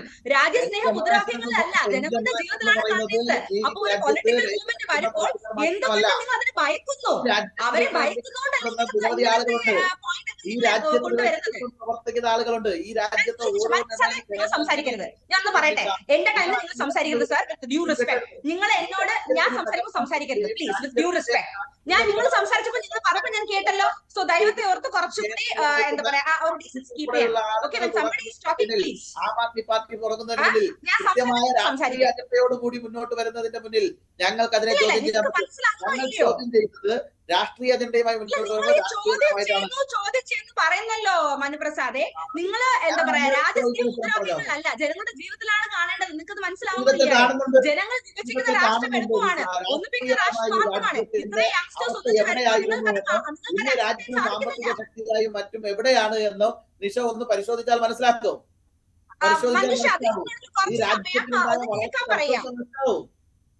രണ്ടുകൂടി സംസാരിച്ചാൽ ഒന്നും കേൾക്കില്ല കേട്ടോ. രാഹുലിന്റെ നിലപാട് ഇക്കാര്യത്തിൽ. ശരി, രാഹുലും സംസാരിക്കട്ടെ. രാഹുൽ ഒരൊറ്റ കാര്യം മാത്രം. ഡോക്ടർ നിഷ പറഞ്ഞതാണ് അതിന്റെ സ്പിരിറ്റ്. അതായത് പുതിയൊരു യൂത്ത് മൂവ്മെന്റ് വരുമ്പോ അവർക്ക് തെറ്റുകുറ്റങ്ങൾ ഉണ്ടായേക്കാം, അത് ചൂണ്ടിക്കാണിച്ചാൽ മതി. അവരെ പ്രോത്സാഹിപ്പിച്ചു മുന്നേറേണ്ട ആവശ്യം അവരെന്താണ്? ശരിക്കും ഒരു ബണ്ടിൽ ഓഫ് എനർജിയാണ്. 2, ഇവർ 7 ദിവസം മാത്രമേ ഉള്ളൂ തുടങ്ങിയിട്ട്. ഒരു സുപ്രീം കോടതി ചീഫ് ജസ്റ്റിസിന്റെ ഭാഗമായിട്ടുള്ള കമന്റിന്റെ ഭാഗമാണ്. ഇതിന്റെ പിന്നിൽ അമേരിക്കയുടെ ഡീപ് സ്റ്റേറ്റ് കോൺസ്പിറസി ആണെന്ന് പറയുന്നതിന് എന്ത് അർത്ഥമാണുള്ളത്? നേരെ തിരിച്ച് നമ്മുടെ യുവത്വത്തിന്റെ ഫ്രസ്ട്രേറ്റഡ് ആയ ഒരു എനർജി അവരെ ടാപ്പ് ചെയ്യുന്നു. ഡോക്ടർ ശശി തരൂർ ബിജെപിയും കോൺഗ്രസും ഒരുപോലെ അംഗീകരിക്കുന്ന വ്യക്തിയാണ്. അദ്ദേഹം അടക്കം ഇതിനെ പ്രോത്സാഹിപ്പിക്കുന്നതിന്റെ പിന്നിലുള്ള താല്പര്യം നമ്മുടെ രാജ്യത്തിലെ യുവാക്കളുടെ ശബ്ദമാണ്. ഇനി ഏറ്റവും പ്രധാന കാര്യം, സ്റ്റേറ്റും ഗവൺമെന്റും ഒന്നല്ല. ഗവൺമെന്റ് മാറി മാറി വരും. ബിജെപിയും കോൺഗ്രസും ആപ്പും മുസ്ലിം ലീഗും കേരള കോൺഗ്രസും എല്ലാം മാറി മാറി വരും. പക്ഷെ സ്റ്റേറ്റ് ആണ് രാഷ്ട്രം. നേരെ മറിച്ച് ഗവൺമെന്റിനെ വിമർശിക്കുന്ന തെറ്റല്ല. അത് അമേരിക്കയെന്നും ആഫ്രിക്കയെന്നും അന്റാർട്ടിക്കയെന്നും ഇരുന്ന് വിമർശിക്കാം. ഏത് ഗവൺമെന്റിനെ ചെയ്യാം. ഒന്ന് ആലോചിക്കണം. ബിജെപി ഗവൺമെന്റ് വന്നത് ഇതേപോലെ ആം ആദ്മി പാർട്ടിയും അണ്ണാ ഹസാരെ മൂവ്മെന്റിന്റെ തോളിലേറിക്കൂടെയാണ്. അതായത് കോൺഗ്രസിൽ നടത്തിയിരുന്ന കറപ്ഷനെതിരെ അണ്ണാ ഹസാരെ മൂവ്മെന്റിന്റെ തോളിലേറിയാണ് ബിജെപി തിരിച്ച് ഭരണത്തിലേക്ക് തന്നെ വരുന്നത്. അപ്പോൾ ഇത് പുതിയ മൂവ്മെന്റ്സ് വരുമ്പോൾ അതിനെ ഡിസ്ഡൈനോടെ കാണാതെ, പുച്ഛത്തോടെ കാണാതെ, നമ്മുടെ യുവതയുടെ എനർജിയാണ്. ഇതൊരു middle class aspirational middle class movement ആണെന്നുള്ള കാര്യത്തിൽ സംശയമില്ല. പക്ഷേ നമ്മുടെ നാട്ടിലെ യുവത്വത്തിന്റെ എനർജി ചാനലൈസ് ചെയ്യാൻ മോദിജിക്കും രാഹുൽ ഗാന്ധിക്കും ഒരേപോലെ ഉത്തരവാദിത്വമുണ്ട്. കുറിച്ച് തുറന്നു കാണിക്കുമ്പോൾ അസ്വസ്ഥമാകുന്നത് എന്തിനാണ്? ആര് തുറന്നു കാണിച്ചത്? ആം ആദ്മി പാർട്ടിയുടെ പിന്തുണയിൽ നിന്ന് തുടങ്ങി വന്നയാൾ, ഈ രാജ്യത്തിൽ നിലനിൽക്കുന്ന കേസുകളിൽ പ്രതിയായിട്ടുള്ള അരവിന്ദ് കെജ്രിവാളിനെ കള്ളക്കേസ് കുടുക്കിയതാണെന്ന് എല്ലാവർക്കും അറിയാം. അദ്ദേഹത്തിനെതിരെയുള്ള കോടതി വിധി നമ്മൾ വായിച്ചാൽ തന്നെ മതി. അദ്ദേഹം കള്ളക്കേസ് കുടിക്കാണ്. സിമ്പിളായി പറഞ്ഞാൽ CPM കാര് ശബരിമല തന്ത്രിയെ കുടിക്കിയതുപോലെ അരവിന്ദ് കെജ്രിവാളിനെ കള്ളക്കേസ് കൊടുക്കുന്നതാണ്. അതിനൊന്നും അർത്ഥമില്ല. പരസ്യമായി ജനങ്ങളോട് പറയുന്നില്ലല്ലോ. അരവിന്ദ് കെജ്രിവാളിന്റെ പാർട്ടിയാണെന്ന് തോന്നുന്നില്ല. ഇയാൾക്ക് പണ്ട് ആം ആദ്മി പാർട്ടി ബന്ധം ഉണ്ടായിരുന്നു. അതുകൊണ്ട് ആ പാർട്ടിയാണെന്നില്ല. ഇയാൾ പണ്ട് മനീഷ് സിസോദിയുടെ കൂടെ ഒരു ഫോട്ടോ എടുത്തിട്ടുണ്ട്. അതിനപ്പുറം എന്താ പ്രസക്തി? നേരെ തിരിച്ച് ഒരു ഇത് 2021 ആം ആദ്മി പാർട്ടി ഗുജറാത്ത് എന്ന പേരിൽ ആരംഭിച്ച ഒരു പേജാണ്. പിന്നീട് ഇത് പലതവണ പേര് മാറ്റിയാണ് വന്നത്. ഇപ്പോൾ ഈ കോക്രോച്ച് ജനതാ പാർട്ടി എന്നുള്ള പേര്. ശരി, നന്ദി ചർച്ചയിൽ പങ്കെടുത്ത എല്ലാവർക്കും. ഇന്നത്തെ ചോദ്യം ഇതായിരുന്നു, കോക്രോച്ച് ജനതാ പാർട്ടി രാജ്യസുരക്ഷയ്ക്ക് ഭീഷണിയാണോ എന്നായിരുന്നു ഇന്നത്തെ ചോദ്യം. ഭീഷണിയാണെന്ന് 37% പ്രേക്ഷകർ, ഭീഷണി അല്ല എന്ന് 58%. ഡിബേറ്റ് അവസാനിക്കുന്നു. നന്ദി.